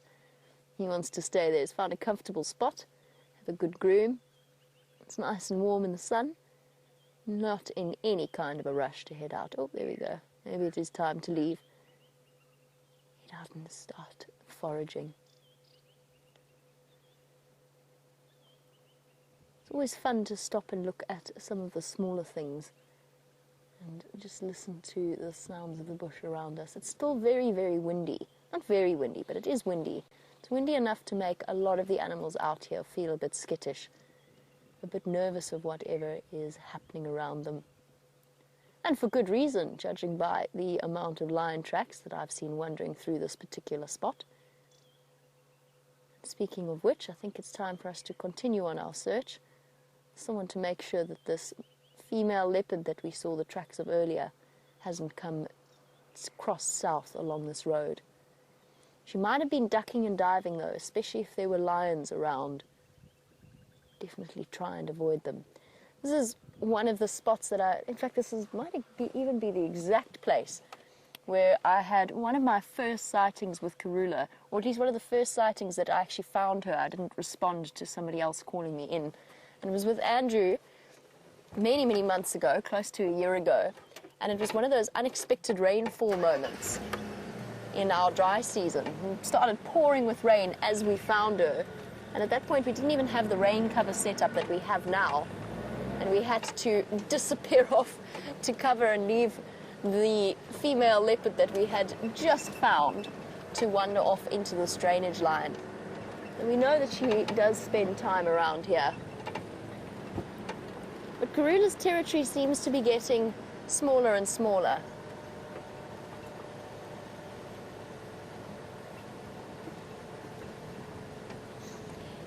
Good morning to Shabo, who is one of our newest viewers. You wanted to know how a mongoose finds water if they cannot visit the water hole. Well, for such a tiny little animal, that's a really, really good question, because I've just spoken about the fact that they don't tend to go far from their den site itself. Now, the truth is, mongoose are not water dependent really in any way, the same as the meerkats. And they get a lot of the moisture that they need from the food that they eat, from the insects that they eat and the various other things. They're quite good at adapting to their water needs in that way. That being said, especially at this time of year, there's a great deal of dew on the grasses and the trees and the leaves. So what they'll do is they'll go and they will lick the moisture off the leaves, so the droplets of water.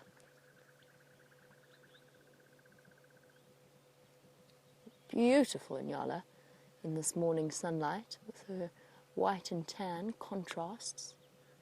She's actually got a bit more white on her than a normal nyala. She's walking a bit stiffly. I think she's had some kind of an injury. It's not serious, she's not limping. Just got a stiffness to the way that she's moving. Here come the rest of them.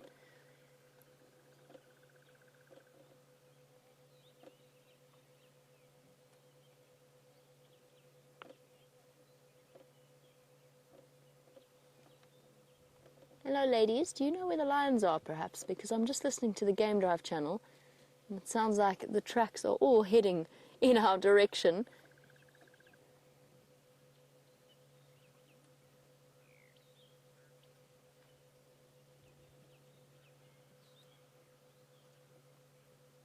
And off they go.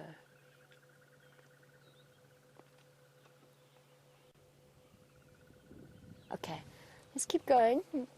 I just have a feeling these lions are hiding somewhere off in the block.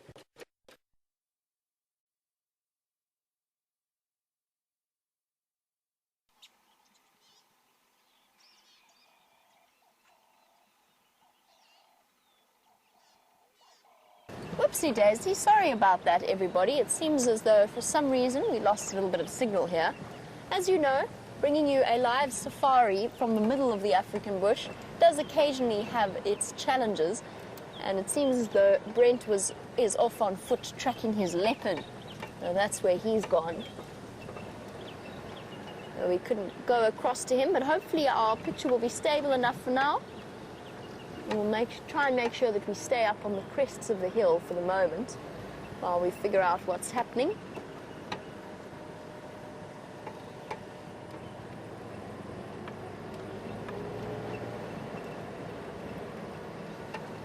I'm going to do one last loop around towards Buffelshoek Dam because I just know that these lions are here somewhere, and that leopard. Her tracks are also incredibly fresh.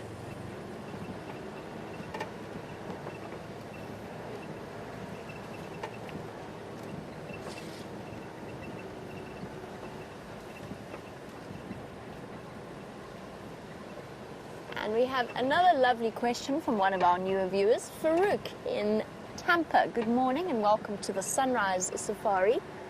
We wanted to know, why is it that we know the individuals of this area, or the individual lions? Are lions limited? And how many lions there actually are? Well, the thing is, Farouk, we've got close to 4 million hectares of wilderness area, which is about 8.5 million acres of unfenced wilderness, and within that there could be up to about 3,000 lions throughout that area. So the lions are not limited. What is limited, and for good reason, is the places that we can drive. You can't have everybody driving everywhere because it would put certain places under pressure. So we've actually got a slightly, or much more restricted, we've basically got a tiny little percentage of that magnificent wilderness area in which we drive. And what that means is, because lions are territorial, they have set places that they move in, because each group of lions has their specific spot. And what that means is that whilst we see lots of lions, we usually see the same prides or the same male coalition. So at the moment we've got the Nkahuma pride, which are the females moving around here, and the Birmingham males, which are the dominant male, which is the dominant male coalition in this area, so a group of 4 males that patrols their territory. We also see the Styx females. However, yes, we do get to see different lions every now and again, because whilst lions have territories, those territories are often in a state of flux, with the females not necessarily moving too far unless there is pressure from other males. And for a male lion, there's always the threat of another male coalition, another group of males coming in to try and establish themselves in a territory. And what that means is we might see new males at some point, or we might see females that are attempting to escape from the chaos that an incoming unknown group of males will cause. And that's because when a male lion enters a new territory, his instinct is straight away to kill the cubs of the lionesses that he finds in order to bring them back into estrus so that they will mate with him and allow him to pass on his genetic line. So yes, we do get to see new lions, we get to see new lion characters, and there are such things as nomadic lions as well, nomadic males that move about without a set territory. All in all, nothing is ever set or definite, but the reason that we talk about our lion characters in the way that we do is because they're the ones that we see most often. But that is really in itself the best part of this job, because seeing new animals is wonderful, it's really exciting, and we do get really excited when we see them.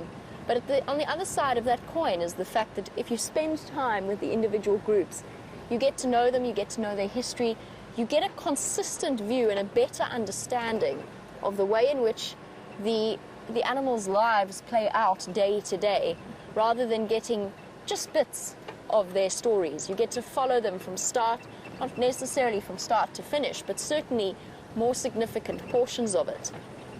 And what that means as well is that if you go on safari, if you were to come out here and visit, you'd stay for maybe 3 days, maybe you'd stay for a week, and you'd get to see the animals, and then you'd have to go back home. And unless we had these live safaris, we wouldn't be able to continue the saga of what has happened. For example, with Shadow and Sindile and Shadow's cub, we will know how that situation continues to play out because we will continue to follow it. That being said, it's not a zoo, so we have to take the sightings when they come. We have to work to try and find the animals. We have to try and figure out where they are. And how we do that is we get out and we go tracking, which is what Brent has been doing. So let's find out how his walk went.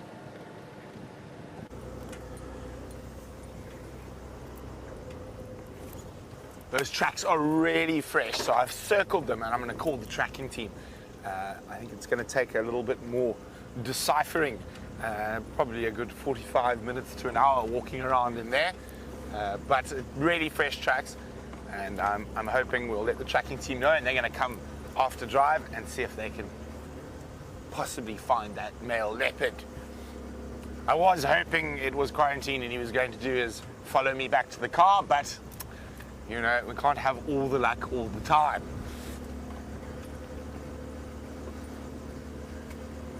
We're going to now start making our way back towards Djuma. But how wonderful to see those cheetah boys. There are still lots of vehicles trying to get in there. We don't see cheetah that often, as a lot of our regular viewers will know. And it is quite special when we get to see those two boys. I think the longest cheetah sighting in the SafariLIVE history was with Jeandre. And we literally spent 3 hours following them, those two boys through Djuma. And they don't come to Djuma very often.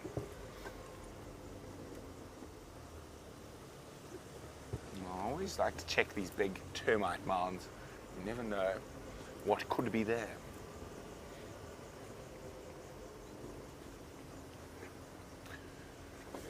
Well, wonderful to have another new viewer. Welcome, Leah, to the back of the safari vehicle. Leah says, everything looks so green. How cold do our winters get? Well, yeah, I think it's a bit more yellow than green at the moment. We do have a few evergreen trees, and at the moment a lot of our trees are turning quite yellow. And we are at the beginning of winter, and we don't get too cold. The coldest I've ever experienced in about 10 years in this part of the world was about 30 degrees Fahrenheit, which I think 32 degrees Fahrenheit, which is 0 Celsius. And I've only ever seen frost here once. But on average, I'd probably say most mornings we're 50 odd, mid 50s Fahrenheit, so teens, from the low teens, biting flies, from the low teens up to the high teens is what our normal cold mornings are. Maybe next month we could get down to about 7 or 8 degrees. Very seldom it goes colder than that. But as you can see, we don't really have the traditional 4 seasons like other places do. We've basically got 2 seasons. We've got cold and dry and hot and wet. Although this year it's been a drought, so there's been very little of the wet part. And you can see there's almost no grass around us, and it's only really the trees that are holding a bit of colour.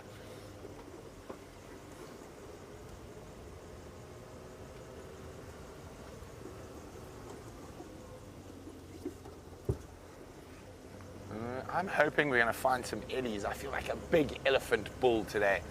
You know, so that's what we feel like.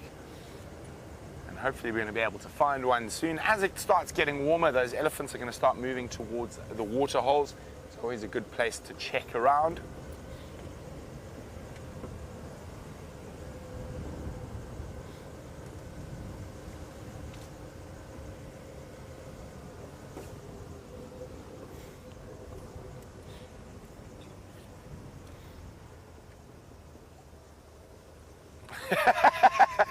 Well, again, awesome to have new viewers, and this is definitely one of the more interesting handles of a viewer we've had.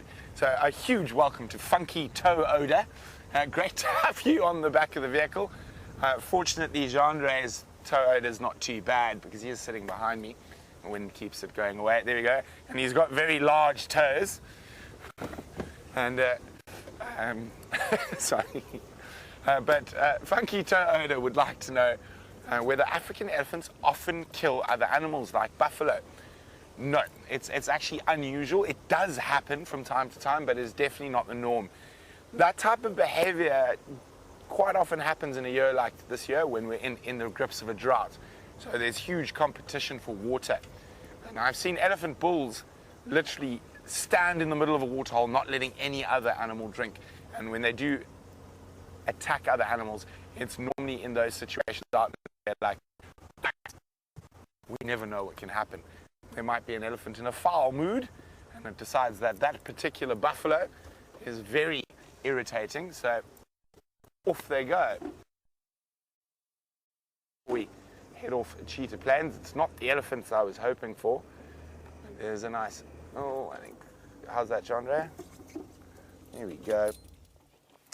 The fluffiest of the fluffy antelope, the Waterbuck. I do love Waterbuck. They are so pretty. Also, add a bit of can't speak today. A bit of comic relief with that white bottom, that ring around the bottom. That's often said to say they look like they've just sat on a freshly painted toilet seat.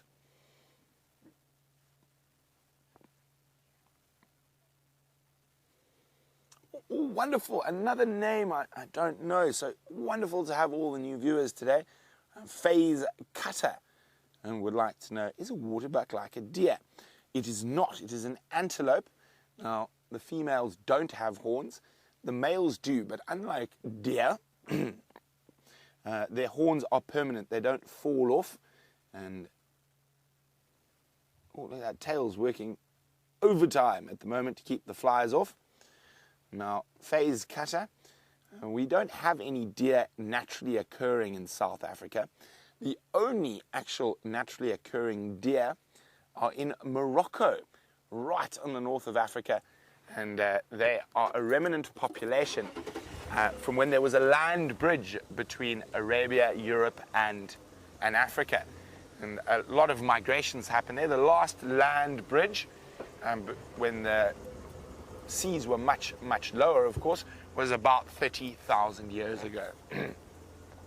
And there's a population of red deer in Morocco. There's also a remnant population of grey wolves in Morocco. And also that whole North African area, you get sheep species that have migrated in, and you do not have any sheep species naturally occurring down this far south. Very, very interesting how the world has changed so often over the last 4.2 billion years. The only, well, one of my favorite little sayings is the only, oh, now I can't even remember it. The only thing you guaranteed with looking at the Earth's history is that it will change. And thank you, the only constant is change. Jeandre, putting the words in my mouth. Thank you very much. I needed that. So we are about to go through a little area where we do sometimes get a bit of signal breakup. So we'll have a quick look through here. Now, just making sure there are no tracks, so we do not disturb your safari experience before we get to that bad area. Back to Jamie and see what she's up to. While Brent goes through the bad signal area, I've just had an interesting update, because apparently the alarm calls that we heard earlier repeated themselves, and it wasn't just that the monkeys were calling outside the lodge. It seems as though the guys there actually saw a leopard, which is very interesting. Now we've gone straight back towards the Galago Pan area to see if we can't figure out where he might be. I say he, like I know it's a he. I don't. I have no idea which leopards it might be, but I suspect it makes the most sense that it is a Vula. And we're going to try and get there before the end of the sunrise safari, and hopefully we will be able to spot him. It would be terribly exciting if he were about. Yesterday was the first time that I've seen a Vula in a good few months. I've missed out on a couple of sightings with him. It was the first time I've seen him in a long time.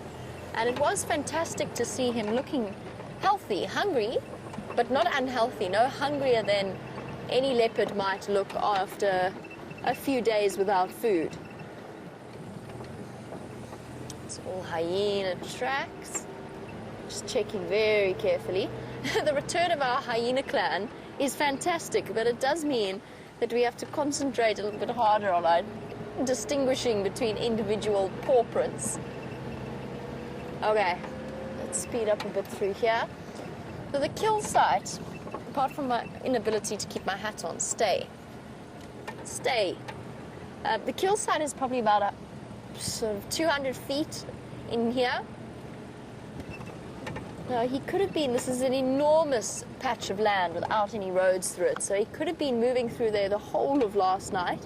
He might even have a kill, and that he was just on his way to go and have a quick drink and then head back to it. It's such a massive block. And as you saw earlier, an incredibly dense one, packed full of monkey orange trees. It's also the wind that is attempting to sweep my hat off my head. But at least it is nice and warm this morning.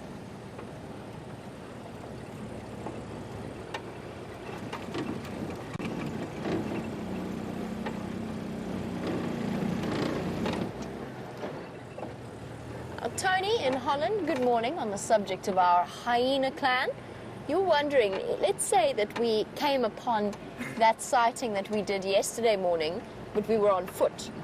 Let's take the lions out of the equation for now. You're wondering if we came upon hyenas with their tails up and in an excited feeding frenzy maybe, or an excited state, would we be safe, or would you be in any kind of danger? And the answer is you'd be absolutely safe. Hyena we're not on their menu at all.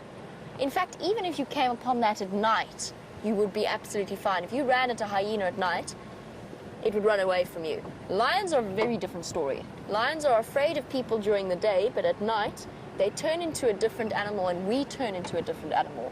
We're a lot more vulnerable. We are not adapted evolutionary-wise to be the dominant species at night.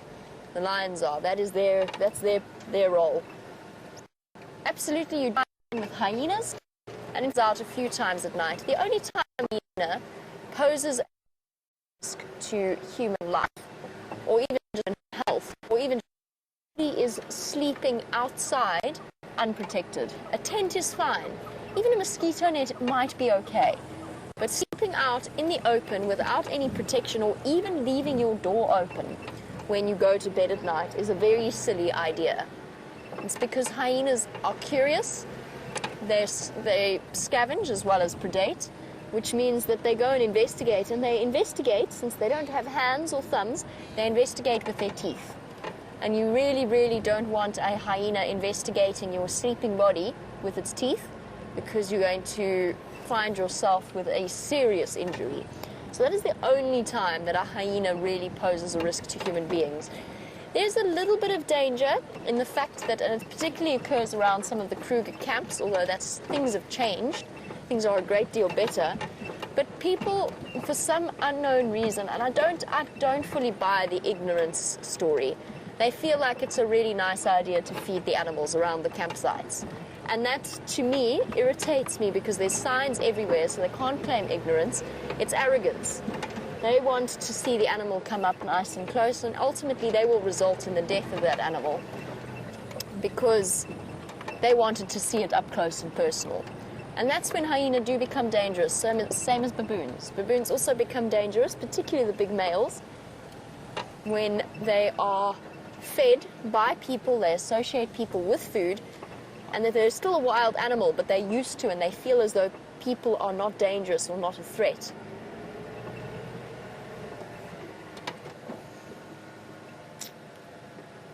Just want to investigate something.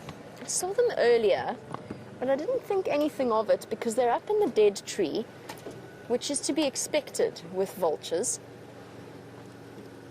There are, probably forward a little bit might help. There you go. The vultures from yesterday are all sitting in this dead tree. But that being said, it's a little bit further away from where the kill site is, or where the kill site was, and they're still here. It is chilly, but it is warming up very quickly, and it becomes an interesting question, or there's an interesting question in my mind about whether they just spent the night here, or if they're actually waiting for their chance to descend and snack on something. I think, however, it's likely that they just spent the night here. Generally, vultures, when they roost, will roost in dead trees, which makes utmost sense when you think about the fact that they're actually quite clumsy flyers. They're heavy, they're bulky, and they can't really bob and weave, which means that roosting in a tree with leaves means that they run the risk of catching themselves on those leaves. And it's only really when there's a kill on the ground and they're waiting for their opportunity to feed on it that they will actually sit in trees with leaves. I think, though, I'm just trying to work out from the temperatures, I think they're just waiting for it to heat up so that the hot air currents start to come through and they are able to thermal. They don't seem to be looking intently in one direction. They're just kind of waiting before it's time to go off in search of other things. No, they're doing a good preen, good groom. Looks like mostly white-backed vultures, although of course we're staring straight into the sun. We've only got their silhouettes, but judging by the size and the shapes of their heads, they look like a group of white-backed vultures. Always a striking silhouette, that. The dead tree with a vulture on it, or a couple of them. And they probably, despite... Oh, is that roller bombing them? It was. Rollers are fantastic birds. Well done, Bryan. That was incredible. I didn't even pick up on that fact initially. Rollers are funny birds. They're quite aggressive. I mean, there's absolutely no reason to go and dive bomb a group of vultures, and the vultures clearly couldn't have cared less. But it's just that instinct to go for a bird of prey silhouette or a bird of prey shape, go and scare them away. because the rollers are, like the drongos, quite brave little birds. They'll go and they'll attack birds much, much larger than they are in an attempt to keep them safe and secure.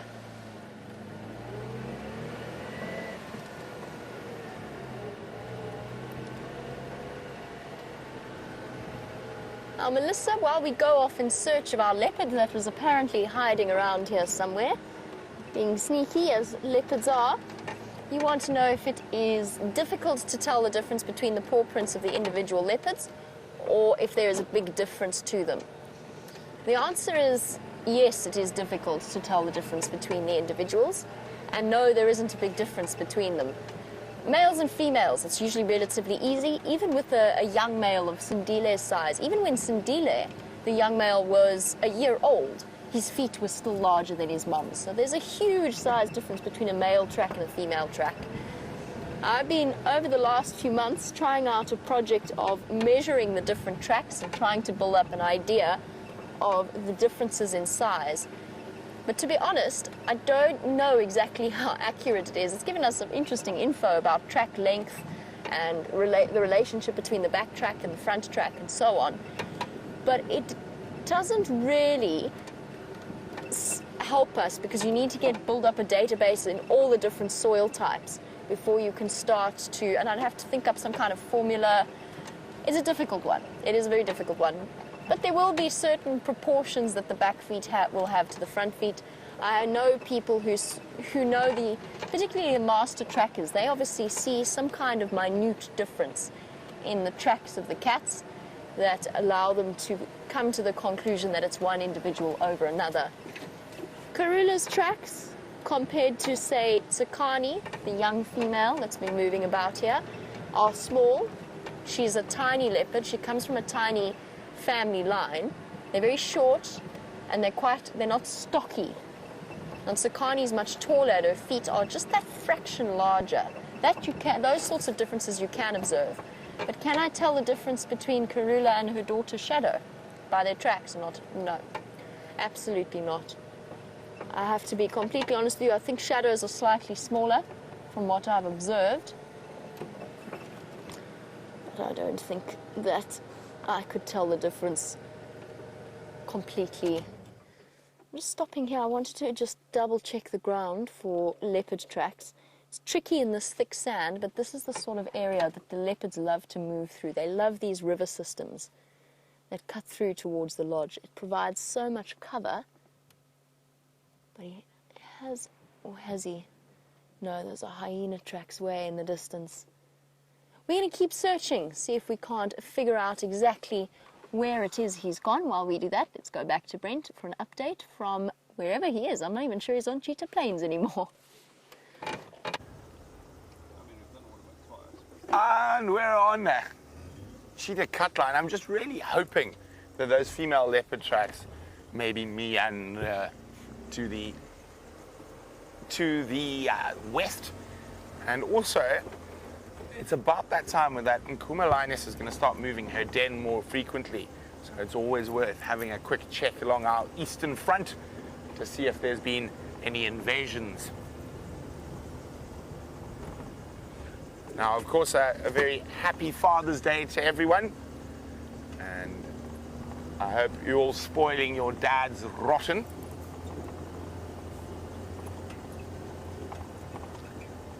Maybe Dad's even allowed beer for breakfast today.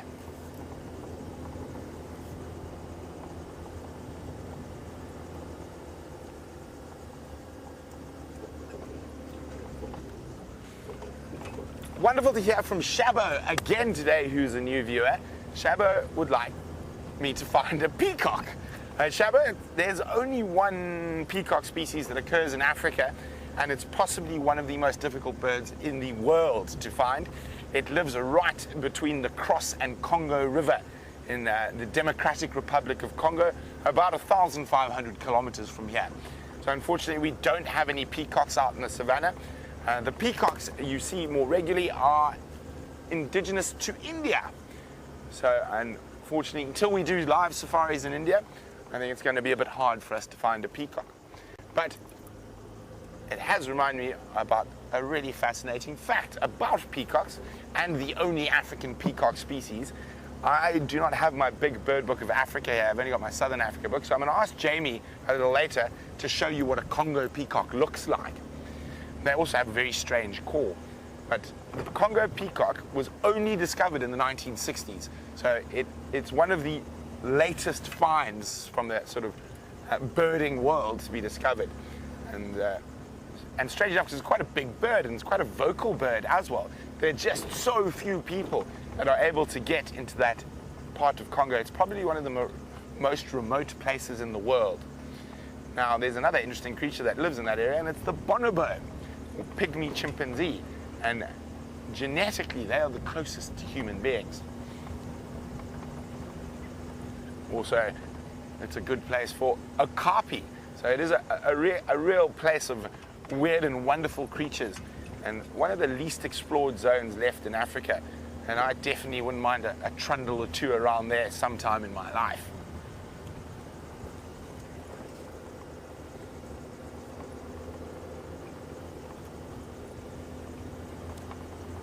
Okay, so no sign of those tracks yet.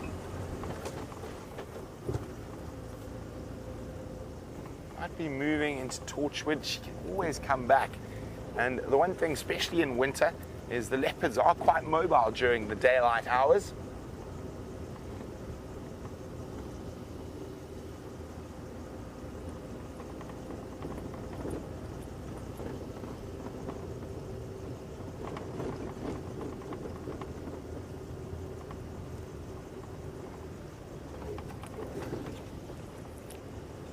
Nice to have another question from Shamsun, and Shamsun is wondering about concessions. She said, I always talk about concessions in the bush. So you have various different types of land. So at the moment, Juma, Cheetah Plains, and Arathusa is what we would consider our concession. That is the area we have rights to drive on. And it's slightly different from a concession in Botswana. A concession in Botswana is an area outside of the national parks normally that is leased to safari companies by the government, and then they are allowed to build a lodge, but it has to be able to be taken down with almost zero sign of that lodge ever having existed. So that is a concession, and then even in certain national parks like Kruger, there are sections that are off the sort of public roads where, again, private companies can lease that area from the government. And then it creates good income for the national parks and for the governments, and it makes sure there's more areas under wildlife. Now we've got another bird for everyone, and sitting quite prominently there. It's a white-crowned shrike, basking in the morning sun. Now, while he's perched on top of that dead tree, he's keeping his eye out for any little bit of movement. Now, shrikes are incredible little predators, and you can actually see a slight hook on his beak. And they sometimes display quite macabre behavior, and they keep pantries. So whatever grasshopper or insect they catch, if they're full, they'll impale it on a thorn tree so they can come back, off he goes, to get it at a later stage. Now, the one problem with keeping a pantry out here is that if someone is watching you, and one of the naughtiest birds in this circumstance is the fork-tailed drongo, they'll watch a shrike load up its pantry, and then as it disappears, the drongo just jumps in for a free meal.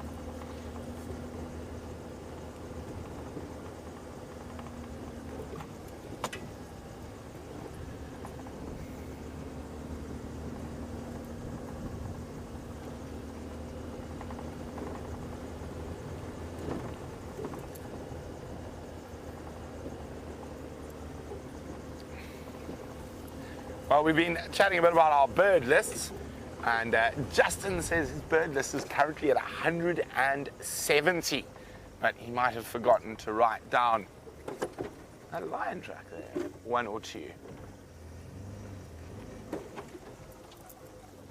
Unfortunately, it is, and the lion is leaving us. There we go. A single lioness. Now this is heading towards where that Nkuhuma female's got a den. You got them there, Jeandre. Oops, sorry. My bad driving has made you see Peter's leg. There we go. Beautiful fresh track, but unfortunately it is leaving our traverse area. Oh look, there's an ant inside the lion track. Oh, isn't that beautiful? It's got something in its jaws. What has it got there? I'm just gonna. That ant is so tiny. I'm just gonna jump out of the car. Sorry, it's gonna. Jeandre's on super zoom, so it might bounce. I just want to see what it's got in its mouth. Oh, did you see where it went, Jeandre? Oh my goodness! Now you saw that ant. Now you're gonna see how big it is. Look at the size of my finger. Isn't that incredible? Now, it is so small, I'm trying to see what it's got in its mouth, and I can barely see at this range. What has it got? Stick your finger for comparison. It looks like it's got another tiny ant species, but even half the size of that. Isn't that incredible? You stop for a lion track, and you find the smallest thing in the world. We normally leave that up to Steph and Jeandre and bushwalk. It must be because Jeandre is on the vehicle today and he's bringing his bushwalk eyes out to spot the little things.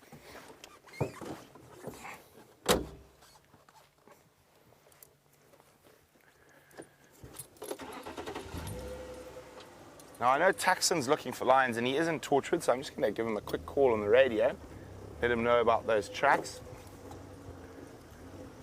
And while we continue to check our eastern front, let's go see what Jamie's been up to. We actually did a little bit of a check of the eastern area as well.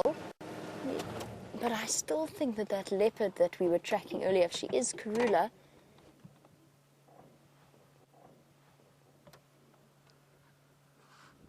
I'm just listening to the updates on the Game Drive channel. Hello. Oh, we spot the odd one out over here. A group of Duggar boys and one somewhat misplaced, either female or young male. I'm inclined to go with young male, just judging by the curves of the horns. The young males do get the tufts of hair around the base of the skull, just our base of the horns, just in the same way that the females do. But those horns are quite large and beautifully curved up and around. The reason I say misplaced is because a young buffalo like this should not be with a group of old buffalo bulls. Now, it's not uncommon to see this, but it's almost always as a result of the buffalo being terrorized by something at some point in the night, and the young buffalo becoming separated from the rest of the herd, or a female buffalo becoming separated from the rest of the herd. And because that herding instinct within buffalo is so strong, they automatically join up with a group of Duggar boys or mud boys, like these old males are here.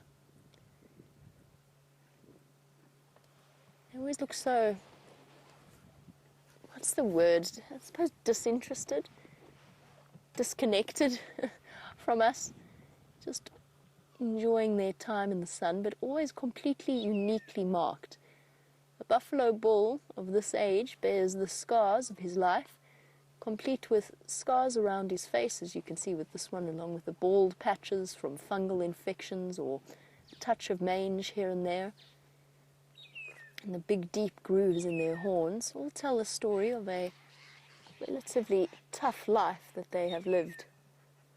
And we appear to have one curious fellow who's decided to come and have a little bit of a closer look at us. On buffalo bulls, their eyesight is not fantastic. They rely far more on their sense of smell and their sense of hearing. And they'll often come and investigate a little bit closer if you give them the opportunity to. Kind of skin disease. It could be from rubbing. They do have glands around the eye.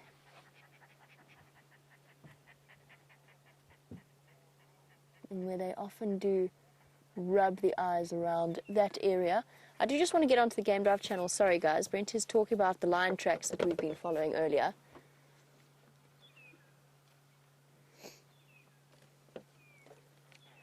But as soon as he lets me get a word in edgeways, I'll be able to. Just have a look at your buffalo.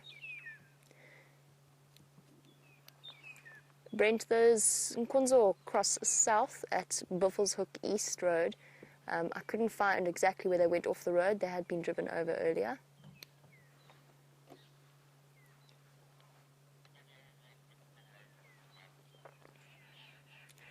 Copy, there's also Nkonzo for Mfazi Ingwe, not far from those Midoro Nkonzo, also cutting south, just to the east of the Buffelshoek East Junction.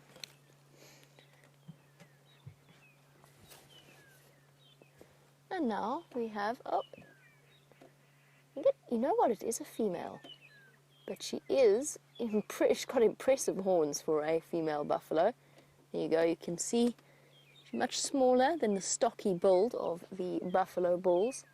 Also a much lighter color, much lighter brown than the almost black of the skin of the buffalo bulls. She's also got a slight limp as she moves through the area. And I think that there's a good chance that she's been separated. It's almost a definite that she got separated from that enormous herd of buffalo, close to about 1,000, that moved through this area about a day and a half ago. Never fear, she will be reunited at some point with the rest of her herd. It might not be the herd that she left, but buffalo are quite happy. They're very gregarious animals. They're quite happy to join up with any other herd that they might find. But for now, she's found herself some company in the form of these Duggar boys. Right, Buffs, I suppose you've seen a leopard walk past here, have you? I don't know Mvula as well as I know Tingana, but I'm trying to check out the sort of the regularly used leopard pathways that might give us a better hint as to exactly where he might have gone. I couldn't find a single track around Galagopan. Wherever the leopard came from, he managed to levitate to that area, to where he was seen, and then levitate away again. There's also so much hyena activity that it's exceptionally difficult to... It's kind of like playing a game of Where's Wally, when hyenas have walked all over the road, up and down, and you've got to try and spot the leopard toe in amongst all of those tracks. But we're going to keep trying. We haven't yet given up hope. It's not the end of the sunrise safari just yet. Okay, let's carry on a little bit. See if we can't figure out where he went. We'll just keep circling the area in sort of ever-increasing circles to see if we don't pick up on tracks coming out.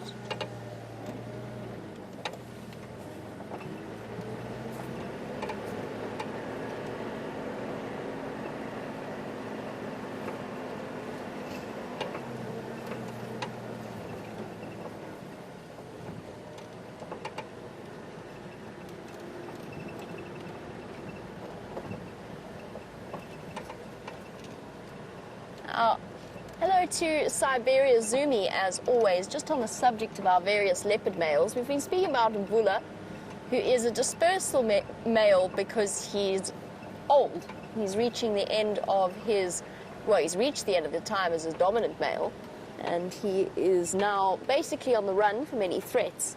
But there's also another reason why a leopard male will disperse, and that's because they're young.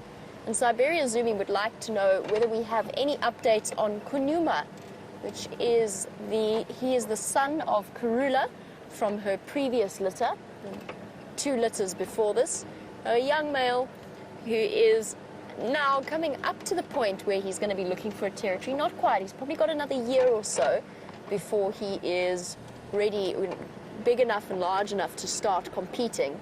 Although the interesting thing about Gnorman, I don't know him all that well, I've only ever seen him once, but I've heard tell that he packs quite an attitude, and I also heard a rumor that he beat up one of the large dominant males in Londolozi and showed him who was boss. I don't think necessarily that he was taking over the territory, but from what I've heard, he does come with a huge amount of personality, and it does go to show that it's not just about size. There's an aspect of how aggressive the animal is, how prepared they are to fight, how bold they are. And Gnorman was famous for lying down, sleeping, and then all of a sudden he'd get up and he'd go running at the car going brrr, and then lie down again in the shade. Bryan, you had that a few times. Many times. Many times. Now, I didn't really get to spend much time with Gnorman. I arrived just as he dispersed. But SafariLIVE, I'll double check on that update and see exactly where it was. It was from about 10 days ago or so. But last time we heard, yes, he was way south, in Londolozi and Mala and those areas. So quite far from where we are. Well, I've been wondering where all of our elephants are. It's been very quiet on the elephant front for us, but it seems as though they were just waiting for me to leave Buffelshoek Dam before they arrived for a drink. Let's head over to Brent there now. Look at them having so much fun in the mud. Oh, look at that. Go to the right, lying down, getting a real coating of mud.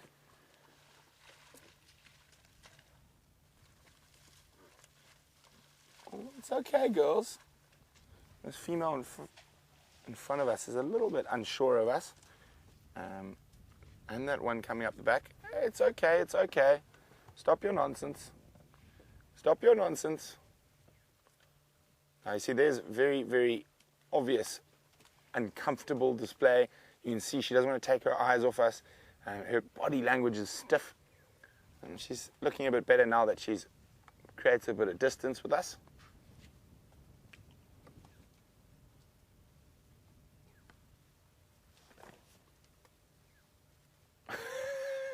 What is that young male doing? Look at him. He's obviously seen a picture of a circus elephant. He's trying to copy him. I've never seen an elephant hold that pose for that long. Maybe he's got a headache and he's trying to push his forehead. Oh, last night, Saturday night, it was a rough one. He's still doing it. Actually, I'm going to get a photo now. Well, as I probably... isn't that amazing?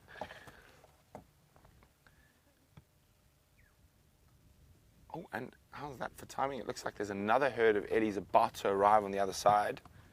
I'm just going to move. Oh, look at the water walk coming through there. Just going to get us in a slightly better spot.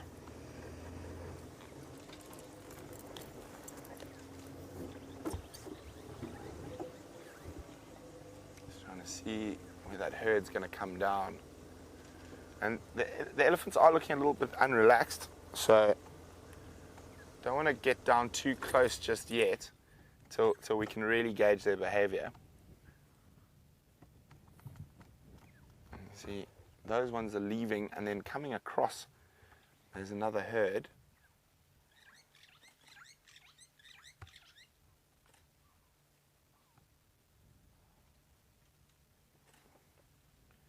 They almost seem to be waiting for the others to leave before coming down.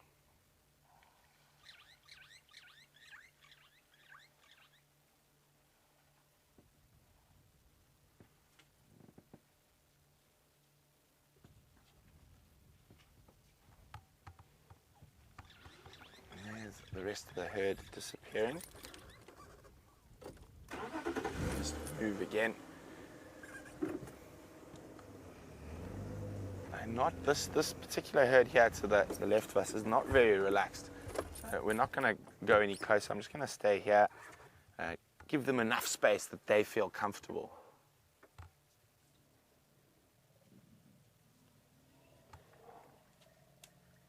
You can hear all the noises.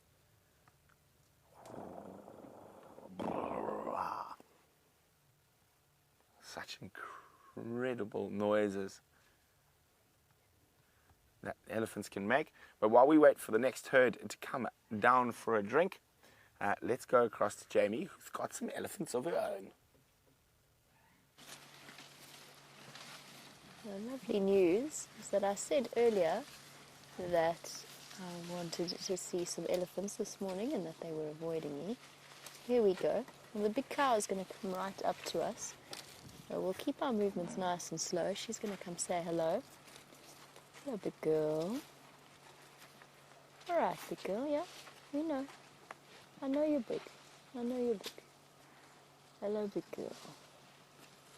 Nice and slow on the back there. Hello, big girl. All right. How's it, girl? Hey, it's okay. We're not going to do anything. We're just chilling. Okay. Thank you, big girl. It's okay, it's alright, it's not me. That was your baby, not mine. Okay, guys. We've got this stunning scene, but as they move past us, we're going to send you back to Brent's elephants, who are coming down to drink.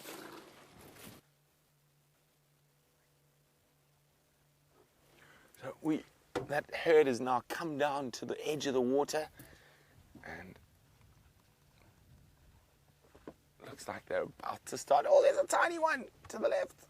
Hello, little one.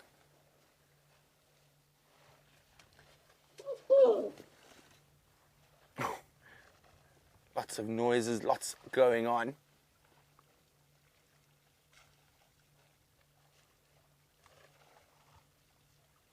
Isn't this just exquisite?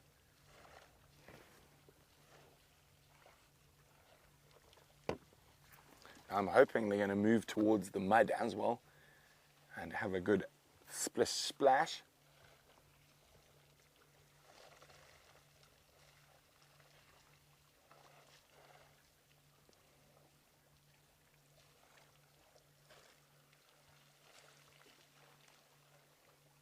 Now we watched some very interesting behavior as one herd moved off, the other waited till coming down to the water. And Shamsun's wondering, do they mingle nicely?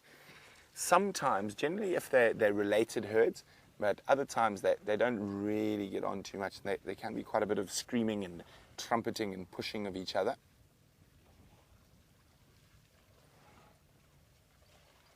Oh, isn't this just wonderful? Hope you're getting some good screenshots there of all the Ellies having a drink.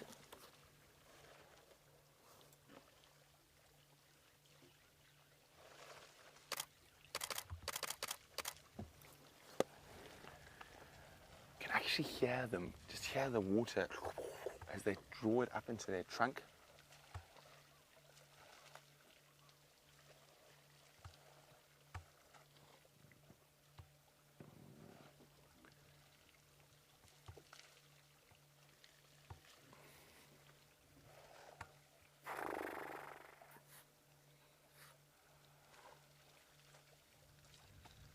Can be so peaceful.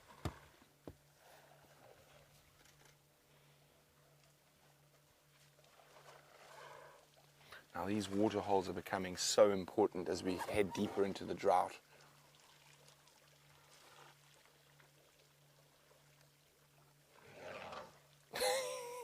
Just heard a little one trumpet, and he trumpeted at a little blacksmith lapwing that was walking near him. Go to the left. He's going to chasing the birds. She actually. There you go. That one there. Which is chasing the bird. Is trumpeting at the little lapwing. A little female, and decided that it didn't like that little bird.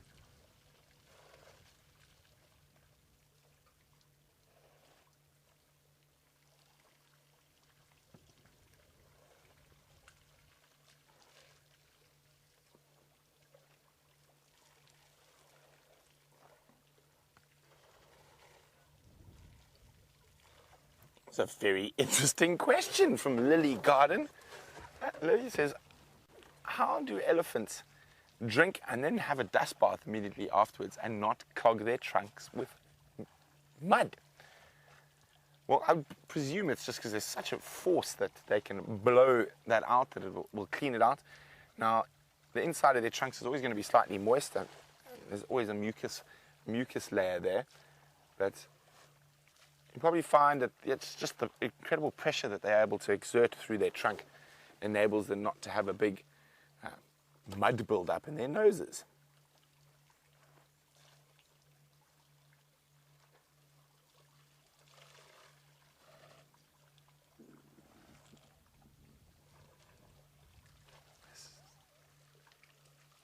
So peaceful. And that's that little boy.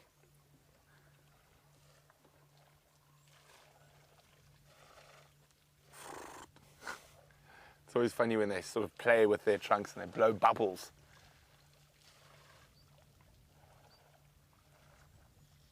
Now they can hold about 2 gallons of water in their trunk. It's about just under 9 liters.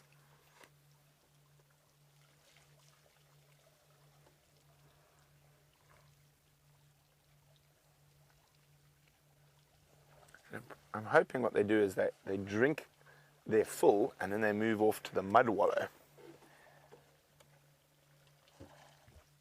Very thirsty Ellies. On average, an adult elephant will drink up to 100 liters of water a day, normally a little bit less.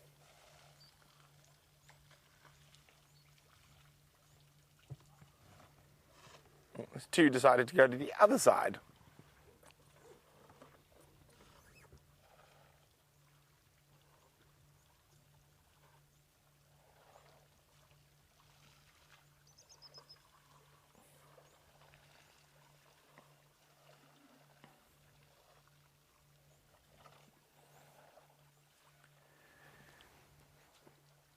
Good morning, Kathy in Tennessee.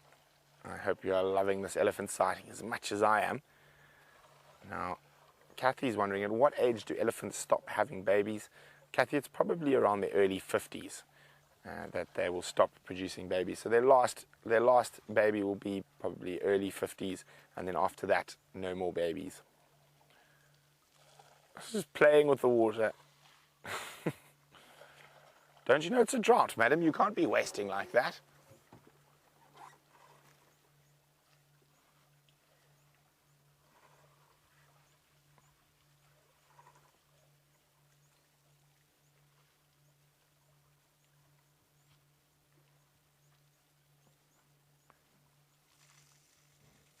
Hopefully they're going to move towards the mud wallow. Starting to move around in that direction. You can see the last herd had a good wallow and got that mud nice and messy over there. What have you spotted? The mud wallow. Yes. I thought Jeandre had spotted something I'd missed. I was like, oh, what's there? And quite often the cameramen do spot things before us.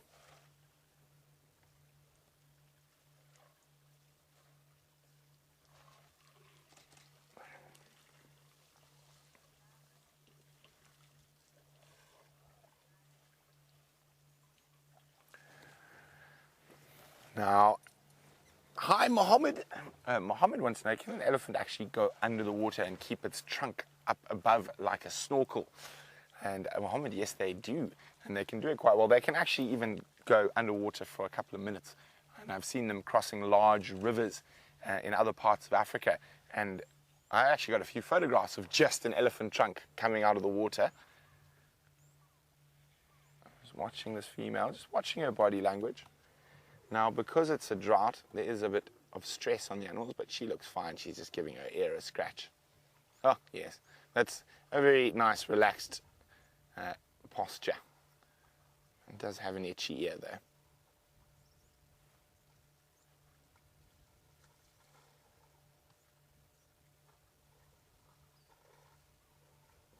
Okay, I'm just going to move the vehicle. It looks like they're going to go to the mud wallow.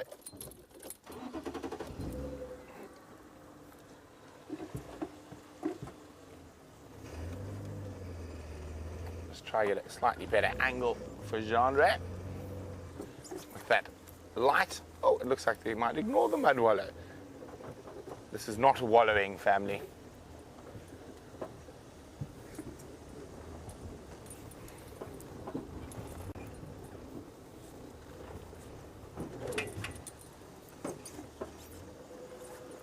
How's that, Jeandre? Oh, maybe it is a wallowing family. So what they're doing at the moment is they're smelling all the other elephants that were just here. So probably picking up some information. Of course, with that trunk, they can probably smell a lot better and pick up on a lot of different things that we wouldn't be able to. They definitely are far more relaxed as a herd around the vehicles than the last herd.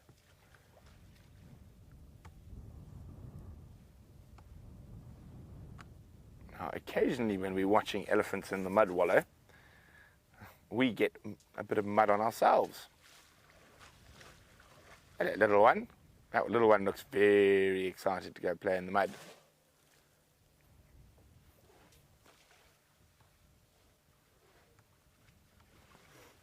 Very long single tusk on that female who's getting the mud the correct consistency.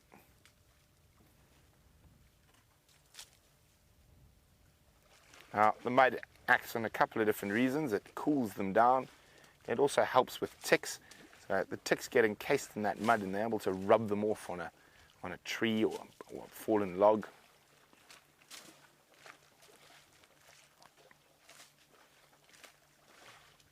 So use their feet. Oh, hey! Get that mud going. There we go. Spa day.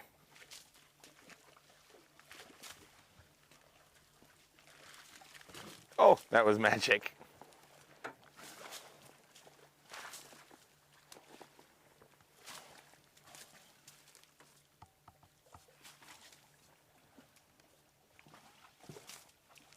There's only 3 of them really getting involved in the mud.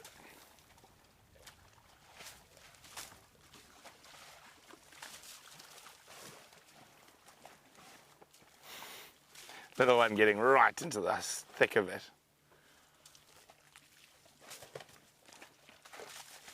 I won't lie, I'm a bit jealous. I think that would be a great time. Jeandre, would you like to go for a mud bath like that? Yep.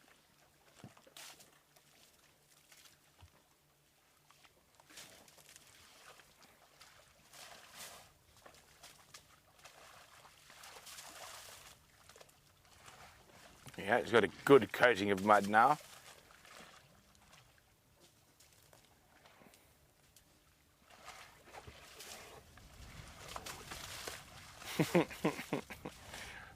Little one's trying to have a drink while Mom's having a mud bath. That's not going to work. Yes, Mom's telling you no. But Mom...